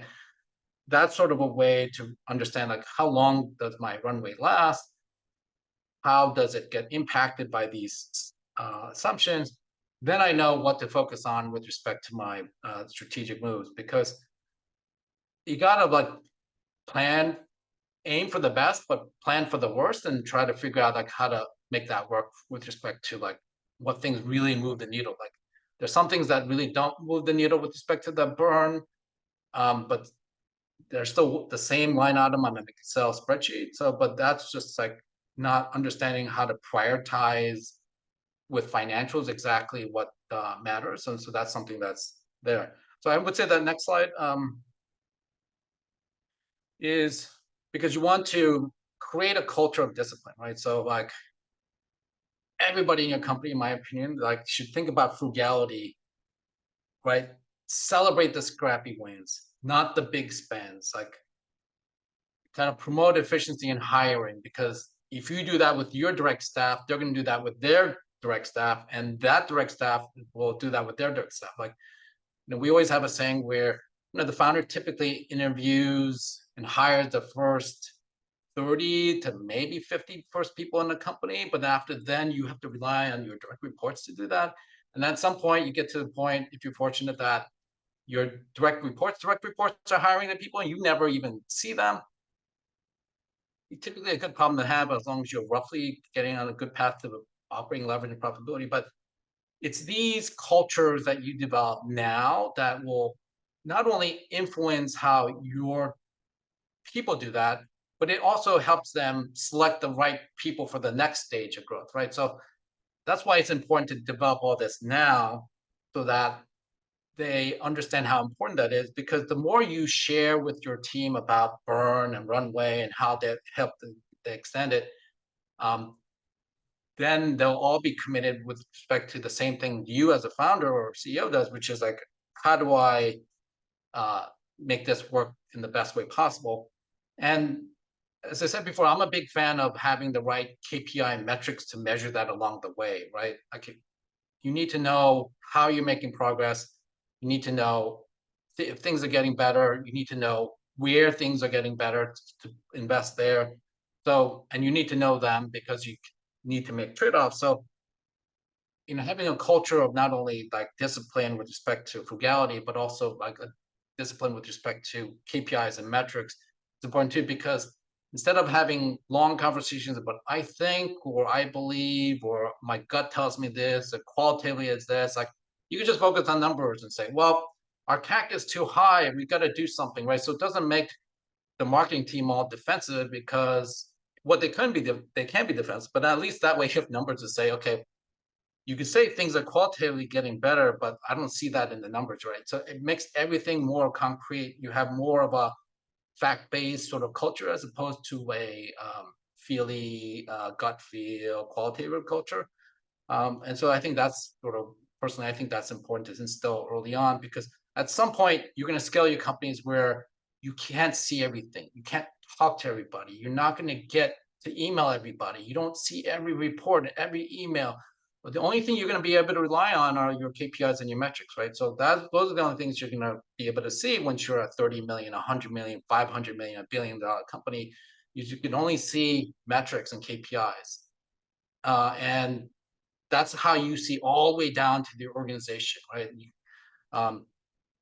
And if you understand what those KPIs and metrics are to fuel your personal success, your company's specific success, but understanding what they are and then having that instilled in the whole company and having the company on the same page with respect to following those KPIs and metrics, it gives everybody in the company a common language and common data and facts set to be able to have those conversations, to prioritize the right things, because you can't do everything, and prioritize things on the right things. So The last conclusion and takeaway, and maybe we'll take a quick break before the model, because I think everybody probably needs that.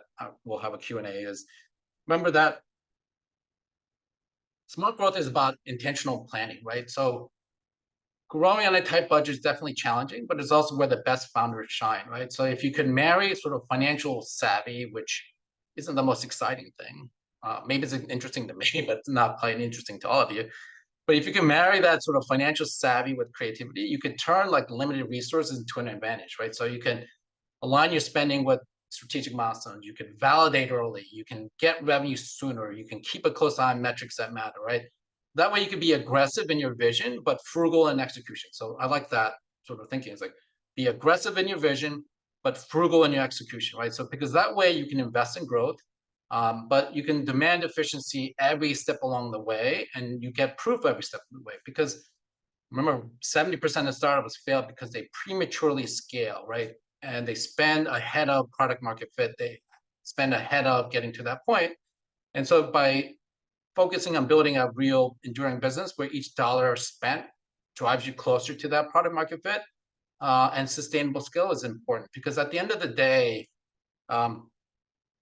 financial discipline is a growth strategy, right? So that's the whole purpose of this sort of bootcamp module, is it forces clarity, right?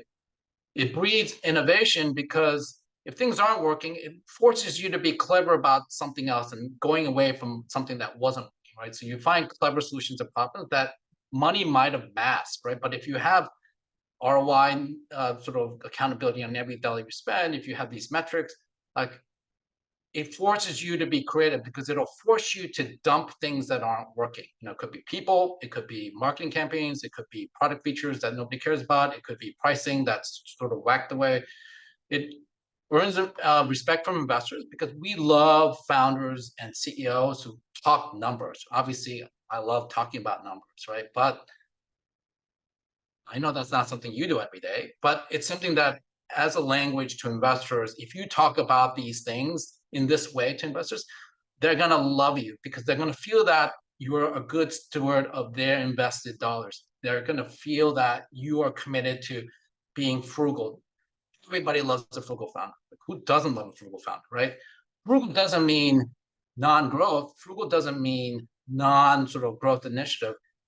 Frugal means you're clearly understanding what important things move the company forward and investing only in those things. So that's what frugal means. It's not meaning not spending money where you should be spending money. That's something else. I don't really know what that word is, but anyway, so that's that. And because in the area where these capital markets, I'm sure we've gone through this over the past like 5 years, and plus, you know, with COVID and everything, like you don't know what the capital markets are doing. Like sometimes VC markets are up, sometimes money's there, sometimes money's not there. You can't count on the money always being there. You can't count on any VC investor coming. You can't count on your existing investors to double down or extend you a bridge. You can't count on getting venture debt financing. You can't count on that. So, but you can count on your ability to be smart about the planning, to figure out these lean tactics, and this unwavering focus on value creation. So I would say just go forth and build something great, but do that efficiently. So that's the end of this sort of module section. We're going to open up to Q&A. We'll take a quick break, and I'll use an actual model that I received yesterday to be able to go through some of these things. But any questions? Yeah, any questions, please raise your hands. We're in our Q&A portion.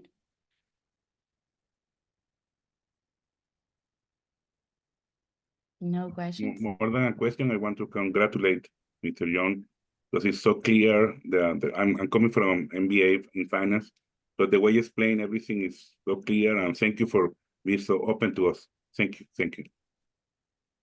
Yes, thank you, John. It's been super, super clear. And yeah, I know it's a heavy, dense topic, but it's been definitely straight to the point.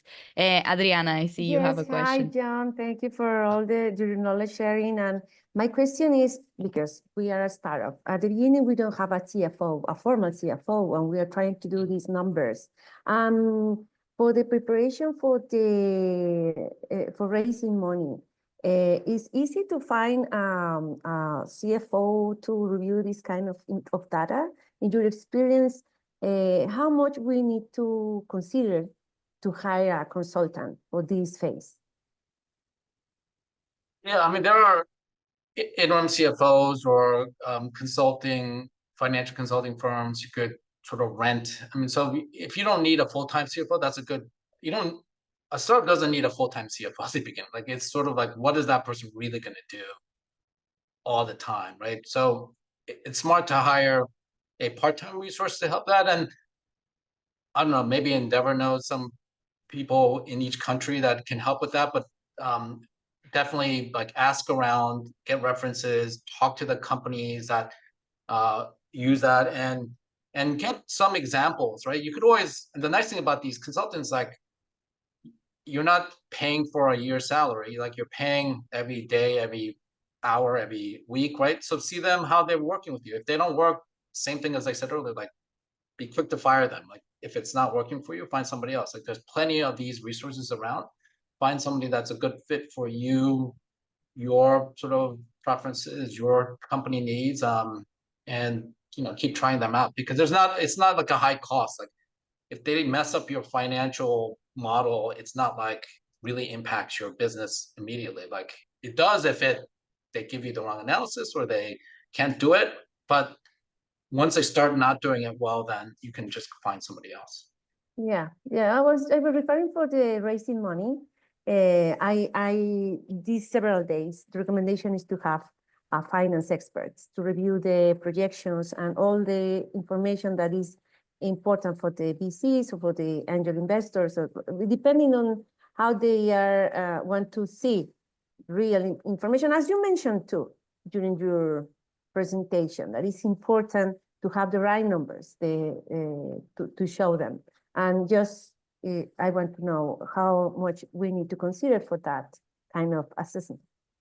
But, well, probably Endeavor can help us. Yeah, I definitely think somebody could be very helpful there, because, Endeavor has asked me to look at financial models of dozens of companies in the past. Like, I could tell you that 99% of them, I wouldn't show that model to an investor, because, and we'll go through the example in a second. There's some things that I'm not saying that it's the wrong model. I just say that, we are used to seeing things in a certain way. We've seen thousands of these, so we have a good sense of what a good model should look like. And to the extent that somebody can help you with that, that's worth a lot, because if you present the numbers in the wrong way to investors, they'll automatically not even contact you, right? So it's important, and I'll go through some of the basics after the break on what those high level things are. But I do definitely think it's important, because if an investor doesn't feel like you have a good grasp on your projections, for example, they're not going to feel confident that you're going to manage their money the right way. So that's an area where I think you just as important, or maybe in some ways more important than actual having a part-time accountant run your books, is somebody who can help you think about the model and the financial projections. Thanks. Any other questions before we take another break? Okay, awesome. So let's take another 10-minute break. We'll be back at 11:45 to go over a real case study example. So thank you, everyone.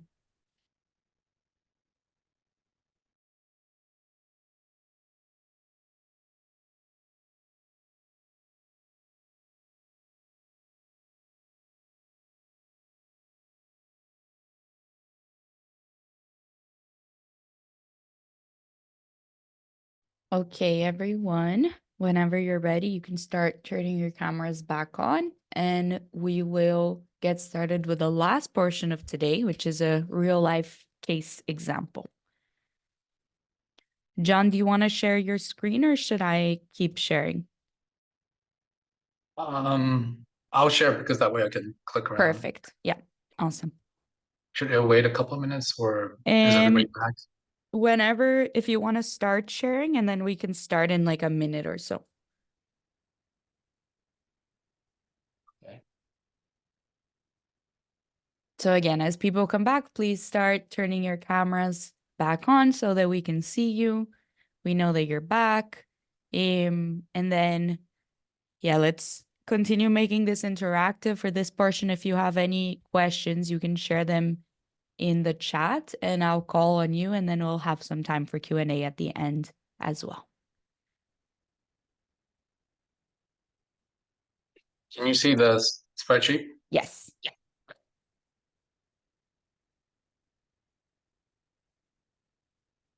Hopefully it's large enough. Yeah, I think it's good. Whenever you're ready, you can get started. Okay, so I was given this model. I know nothing about the company, no background. And so I just want to use this not so much to talk about this company or to talk about any of the specifics. You know, I didn't go through every cell to figure out what. I just want to use this as a highlight of, like I said, if I were an investor looking at this, what would stand out to me? And hopefully this helps you think about planning. So when you put together your model, like at least you'll kind of say, okay, I remember what John said this about that, so I shouldn't do that and so forth. So I would say that overall, we look on, can you see my cursor on the bottom moving around? So I like Yes. the fact that it's broken out this way, where you have like a summary, because you know, investors who may not have enough time, they want to see a summary version of the things that are in there. So having a good summary that covers the main points. And I like this page because it really covers the things that really matter, right? Which is you care about revenue, you care about COGS, SG&A, the operating expenses, and then the profitability. So you can have other things that in revenue or in COGS or SG&A that cover the details of how that gets all summed up, but you should always have a summary page. That I like this format of having, okay, what are the 4 things that matter? I just want to see those 4 numbers, and what does that change through time? I like the quarterly format because it's easier to see the increases on a quarterly basis. So to me, I like that simplicity of having it quarterly, having the numbers there, and only focusing on the 4 things that matter. Like I said, the other tabs have more detail, so I could click onto those, but at least I have that ability. And it focuses on the things that matter the most, which is like, okay, we talked about gross margin. I know that at 97%, it's a software company, but I could go into a little bit of the numbers specifically, but it focuses on gross margin, which is a critical driver of what dollars flow through to the SG&A and then eventually profitability. Talks about, and this is before they even saw my presentation, so they're really big about LTV and CAC, and it goes into how they calculate it and how they think about that.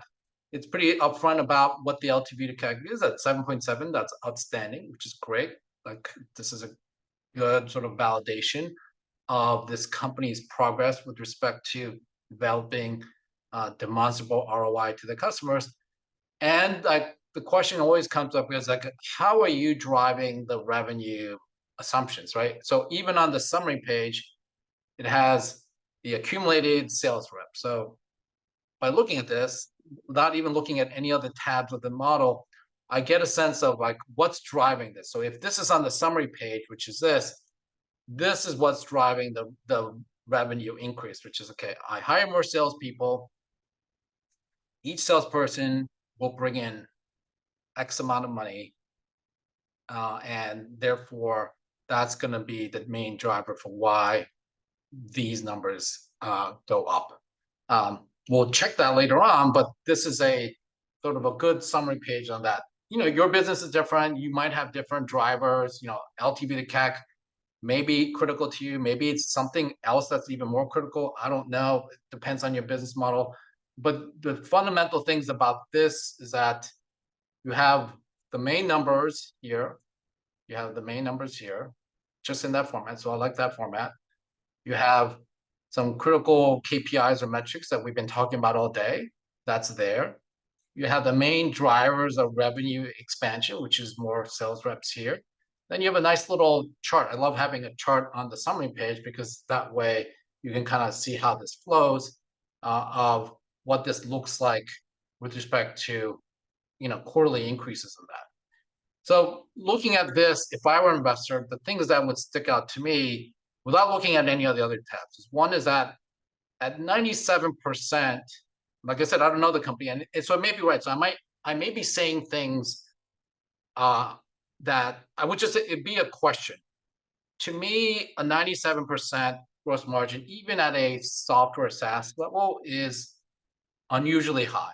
So I would look at that number and think they're probably miscategorizing some things into OpEx that should be into COGS, because 97% is, on average, too high for the gross margin. So I would dig into this and I would click around to figure out, okay, why do they think it's 97%? Because I think it's more important to figure out like what is the right number for gross margin, because like I said earlier, you truly want to know what scales with your revenue. And if you think that it's only 97, if 97% of your revenue dollars are going to flow to pay off your COGS, I mean your SG&A, and eventually you create profitability, it's not matched with the right sort of matching the right variable cost with the revenue. So I would look into this. It's too high, and it doesn't have to be too high. Like I said, any number that you show to an investor, if it's beyond sort of what they're used to,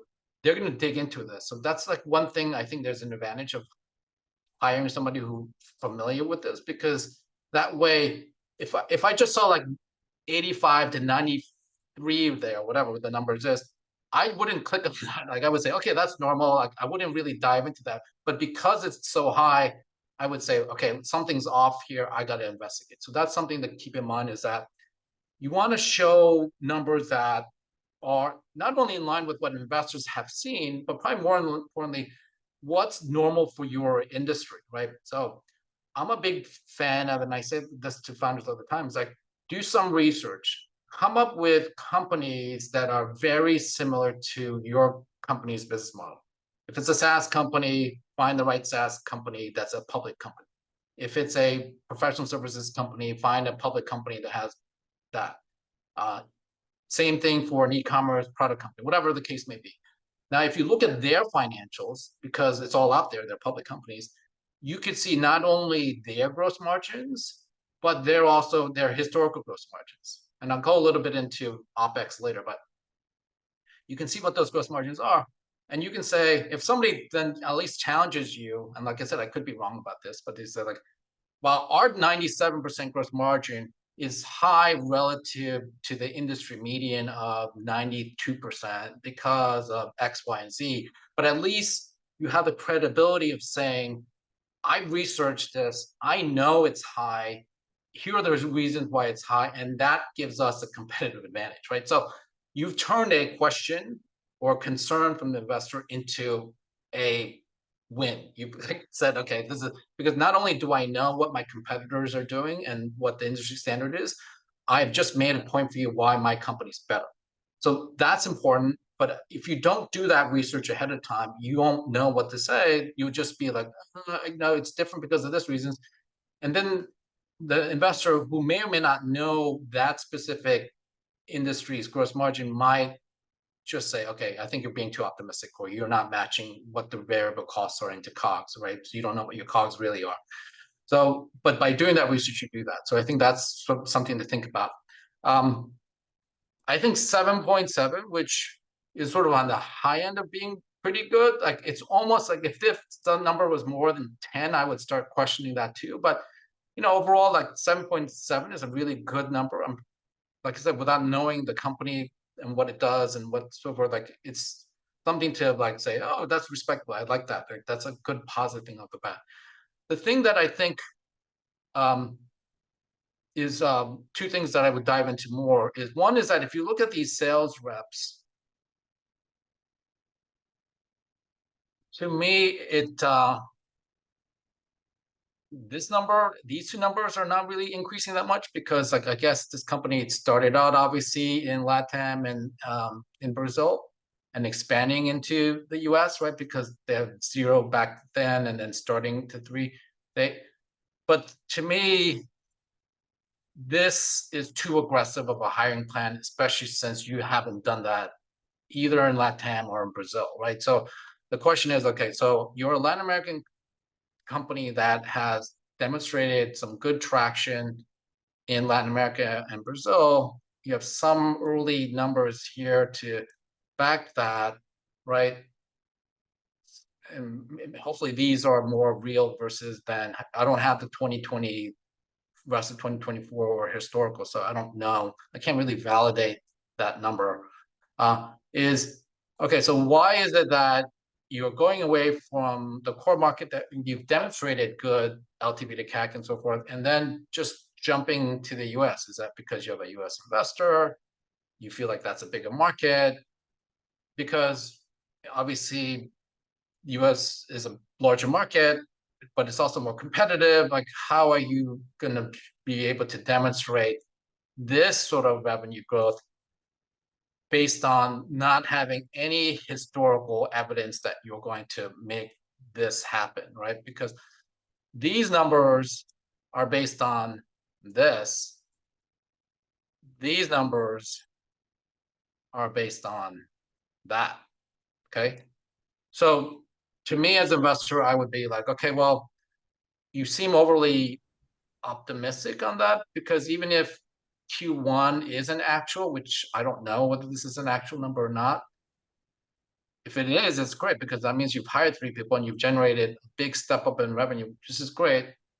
To me, probably is not a actual number, but because this number would have been here, right? It's hard to generate this amount of revenue automatically from 3. So this probably seems like a Q2 2024 historical, and these are forward projections. I think everybody kind of knows what I'm saying. You can't generate revenue typically for enterprise SaaS company in the same quarter that you're hiring, because we as investors know that there's typically a 3 to 6 month time period from a new salesperson to come up to speed with respect to achieving quota. And if that person isn't that hired in advance, it's not likely going to happen. So that's another thing, is like when you build in your model and your model is based on adding more salespeople to generate additional revenue, put in a 6-month buffer.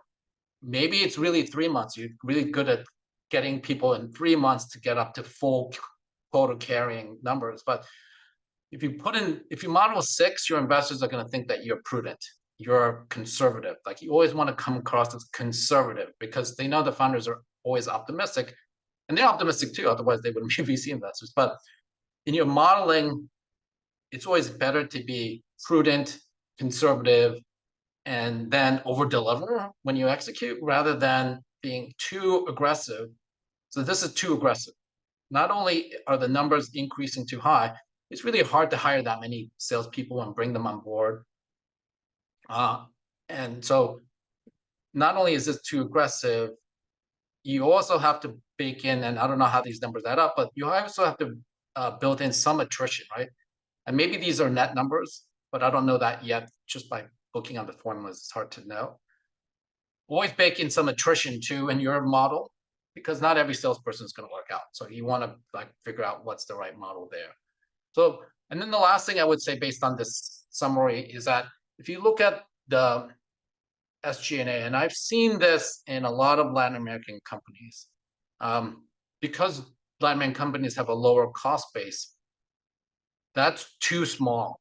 No matter how much you justify it in terms of, okay, these people don't really have a huge salary, I don't really need a lot of them, and the numbers kind of peg out that way. I would say that if you look at this ending number versus this ending number, it's way too high. You don't need it to be that high. Like, first of all, there are not that many companies, even SaaS companies, that have that level of profitability. So you're presenting a level of profitability here that's just not realistic based on all the other SaaS companies that come before you. Like, so you never want to be an outlier and promise too much profitability too early, because your investor is going to think, okay, why are you profitable that soon? They're always going to say, rightly or wrongly, they'll say like, why don't you invest more in marketing and grow faster? Because you're obviously like too profitable. You have money that can't grow. So why should I invest in you? I should invest in another company that can grow faster because you're getting too profits too soon. That could be sort of a stupid question to ask. It could be an insightful question to ask, but it still raises the question like, there's no reason to be that profitable. The 90% of the endeavor companies I've seen, they model it every time 90% too profitable. And like I said, part of it is that an American focus and saying, okay, they don't cost, but I would always peg it, find Latin American public companies and match their level of profitability with your projected profitability, especially if you could get a company that has roughly the same revenue number. So I'm a big fan of like, I would do, okay, what is my OpEx as a percentage of revenue? I would look at public companies in your country and say, what are the best ones and what's their ratios? I would never try to be too off from that ratio. And if you are, at least you've done the research and said, okay, I've done that analysis. And yes, my public comparable is at 30% OpEx as a percentage of revenue, but I'm going to be better because of I have better, we call it operational leverage, because of I have better operational leverage because of A, B, and C. At least you've done the research and you have a talking point on why that's the case. Hopefully you have some proof points on why you have that additional operating leverage, but there's no reason to be an outlier. You're going to lose credibility. It's not realistic, and the investors are not going to think that you're prudent or conservative with your projections. So I would take these numbers are way too low. I would, especially relative to this. I think this revenue growth is there. Have the companies that have achieved this growth before? Yes, absolutely. So I think this is a good sort of increase without knowing anything about company or its progress. Like, this can be realistic. This isn't realistic at all, and therefore this is like not believable. So, and I've seen this in, like I said, 90 to 95% endeavor companies is do yourself a favor, increase the SG&A. Yes, sir. Increase it, even if it's artificial, because you'll have the credibility. Now, if you over deliver on that, that's great. You can get the profitability sooner. You can spend less money. That's great. But no investor is going to believe this ratio. It's just not realistic. So that's just something to keep in mind with respect to that. So moving on from that one, I love the fact that all the assumptions are on one page. I've talked about this before. The important assumptions are there, like sort of the churn rate, the pricing, the premium.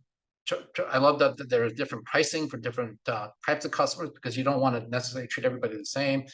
You have the costs of the sales rep. You do recognize that the sales growth rate, there's some increase. So all these like assumptions, that every company is going to be different with respect to the assumptions here, is really like focusing on what are the right assumptions that drive the other numbers.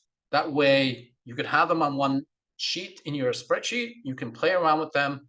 And at some point, this can turn into a scenario analysis like we talked about before, where you try different numbers. You can create what we call pivot tables. This is the football field I'm talking about, where you have, okay, if for this assumption, I change these values, and for this assumption, I change these values, and what does it look like in here based on if I want to select this one versus that one, and then it meets at that point. So, but either way, like taking the scenario analysis for now, just to make it more sort of focused on this, is it's great to have all these assumptions on one page, because you got to figure out what are the main drivers for that, and then that way you can really think through that part of it.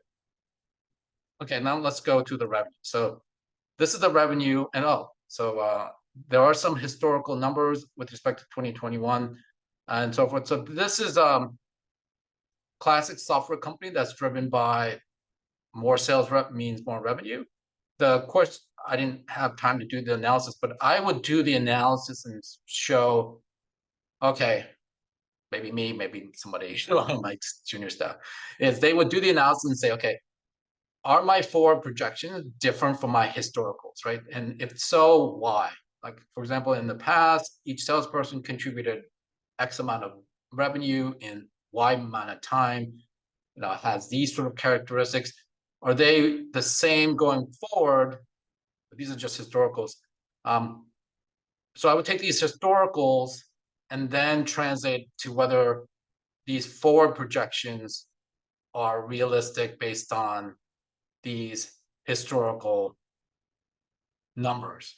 So that's something that I would just make it consistent, or maybe you can argue that it'll get better because you have better product market fit, you can charge more, you can get better salespeople, you can increase sort of your win rate. I mean, but I have reasons for why that's happening.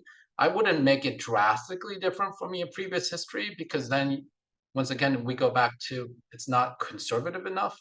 So that's something to keep in mind as you do that. Now the COGS, okay, so this has AWS.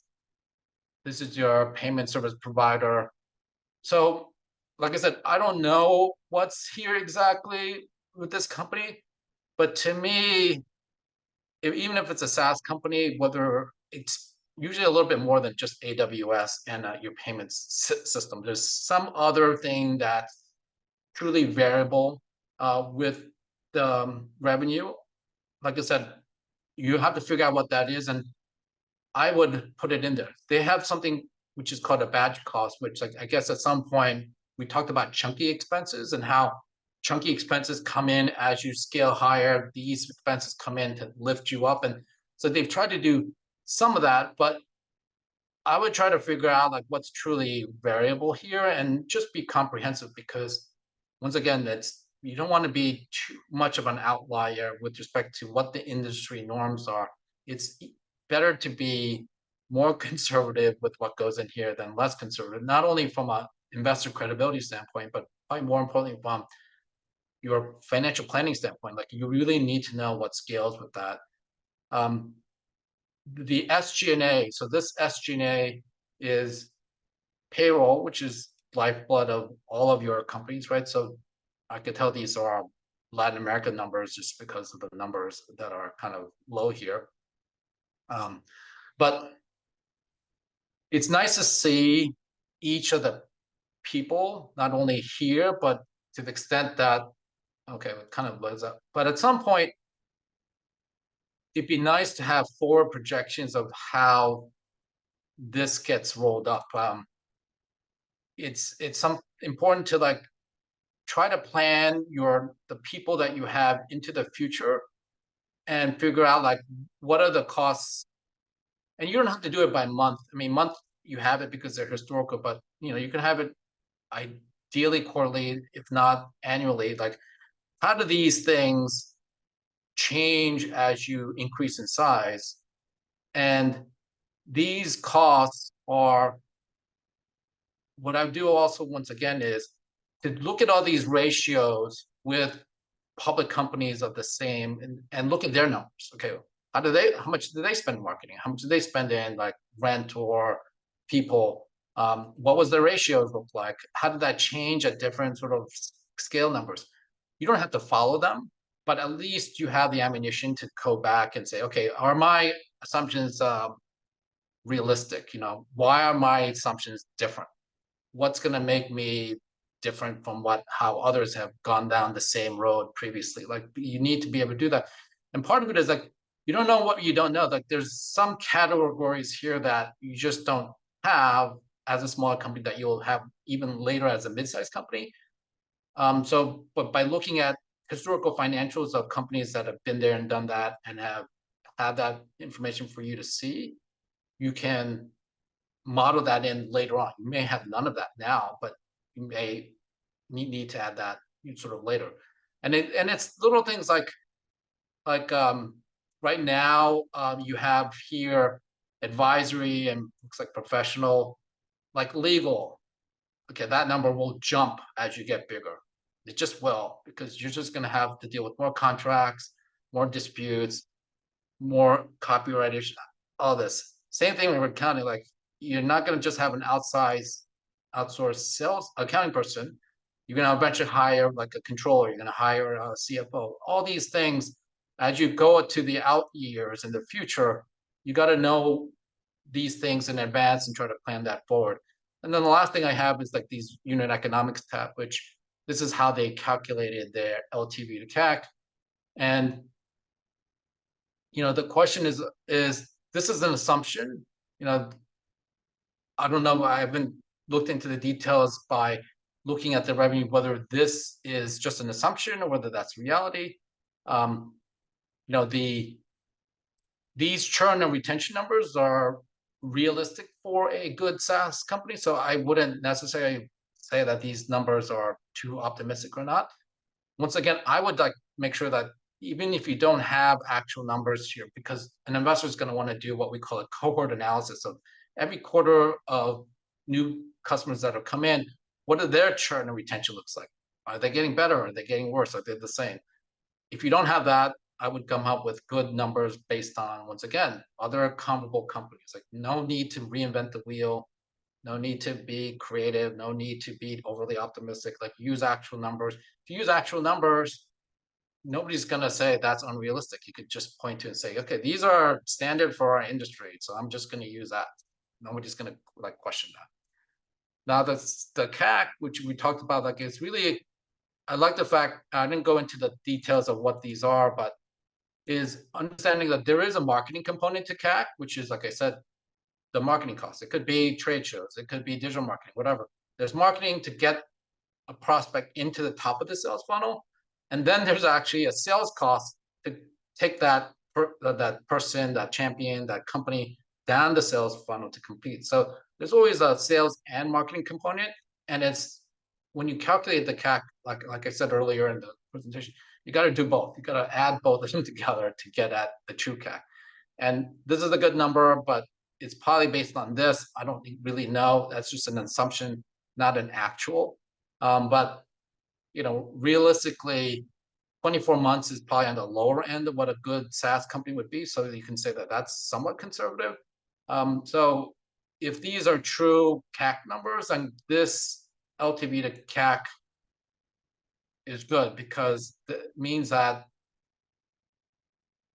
looking at that subscription price per unit, right now the CAC is low. So the question to me is also another way to be conservative is assume that your LTV to CAC will go down as you scale. So why is that typically the case? Well, you're going to be bigger. You're not going to go after the low-hanging fruit. You're going to have more competition. People are going to bid up digital marketing costs. So your LTV to CAC will go down. Maybe you'll be fortunate and you have viral effects or network effects. If so, then at least you have a reason why you say that, hey, my LTV to CAC is actually going to go up. And that's why I modeled it to go up. But to be conservative, once again, if you model it that it'll go down, people won't question it. If you model if you're an e-commerce company, people might say, okay, what is your gross margin? As you expand to more product categories, that could be a combination of product categories. It might have different gross margins. It could be that as you scale, you're going to get vendor concessions, so you can have higher gross margins. Whatever the case may be, is to just have a good standing of why your assumptions are what they are, why are they at that number today, and then why is it going to change later on? Because, like, to me, a sophisticated model is, and you get instant credibility from investors, like, okay, they've thought it through. They know that things will change. They've researched it. They actually compared against other companies. And they'll feel really good about investing in you because you've actually done the hard work of planning. And it'll help your company because you've done the work of planning it, so that when things happen, won't be a surprise. You plan it, and then you could actually set goals for it. So, like, if you're a product company and you've set your gross margins to get better through time because of better purchasing scale, then you can task your purchasing team to say, okay, I want to meet these numbers. you got to get concessions along the way. And therefore, you turn your planning into sort of these milestone or operational goals for you to kind of get your team to be focused on and hit. Once again, it's all about KPIs and metrics, but it starts with like this model and so forth. So kind of pause there and see if there are any questions. Awesome. Thank you, John. I've been taking notes and we'll be sharing those notes with you all as well afterwards. But any questions on this part? Perfect. Radio, go ahead. Hi. So John, do you have any industry benchmark that we can use? Any website that we can use for SaaS companies? Industry benchmark? Yeah, there's a ton of them out there. The best thing I would do is like in the past, like if you did a Google search on that, you'd get 500 different answers. Yeah. I would just use an AI model now to say, okay, for my specific industry, you can upload your URL or your specific product category and say, okay, here's my company.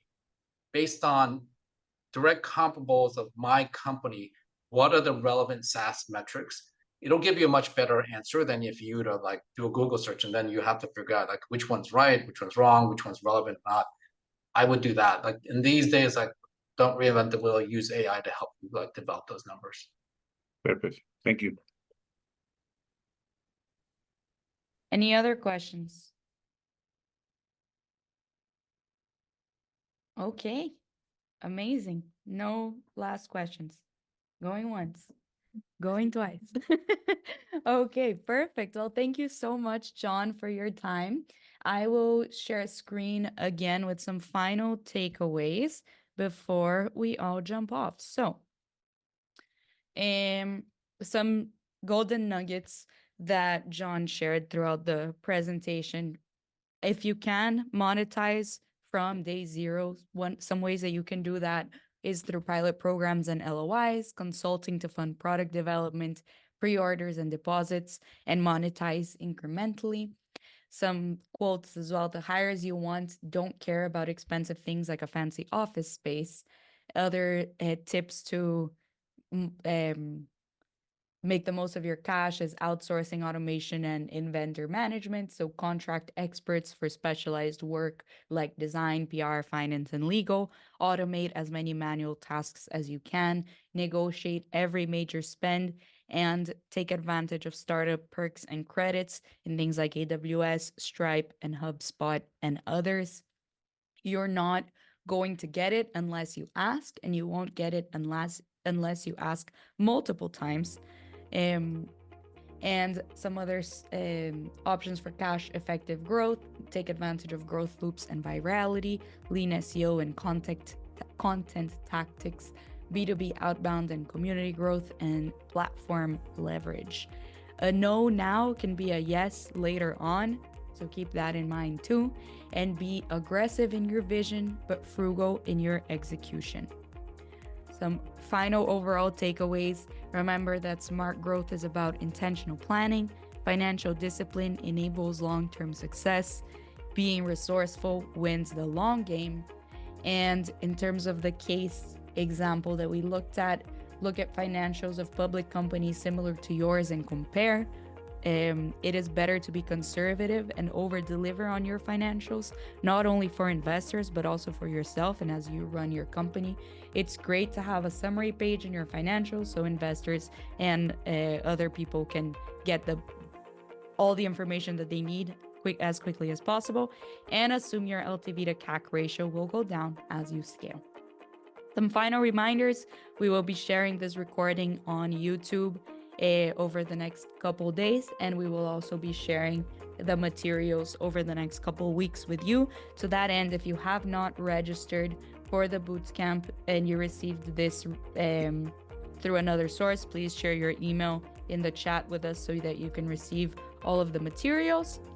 And tomorrow we have our, I believe, second to last session on multiplying impact beyond your startup. So founders aren't just building companies, they're building ecosystems.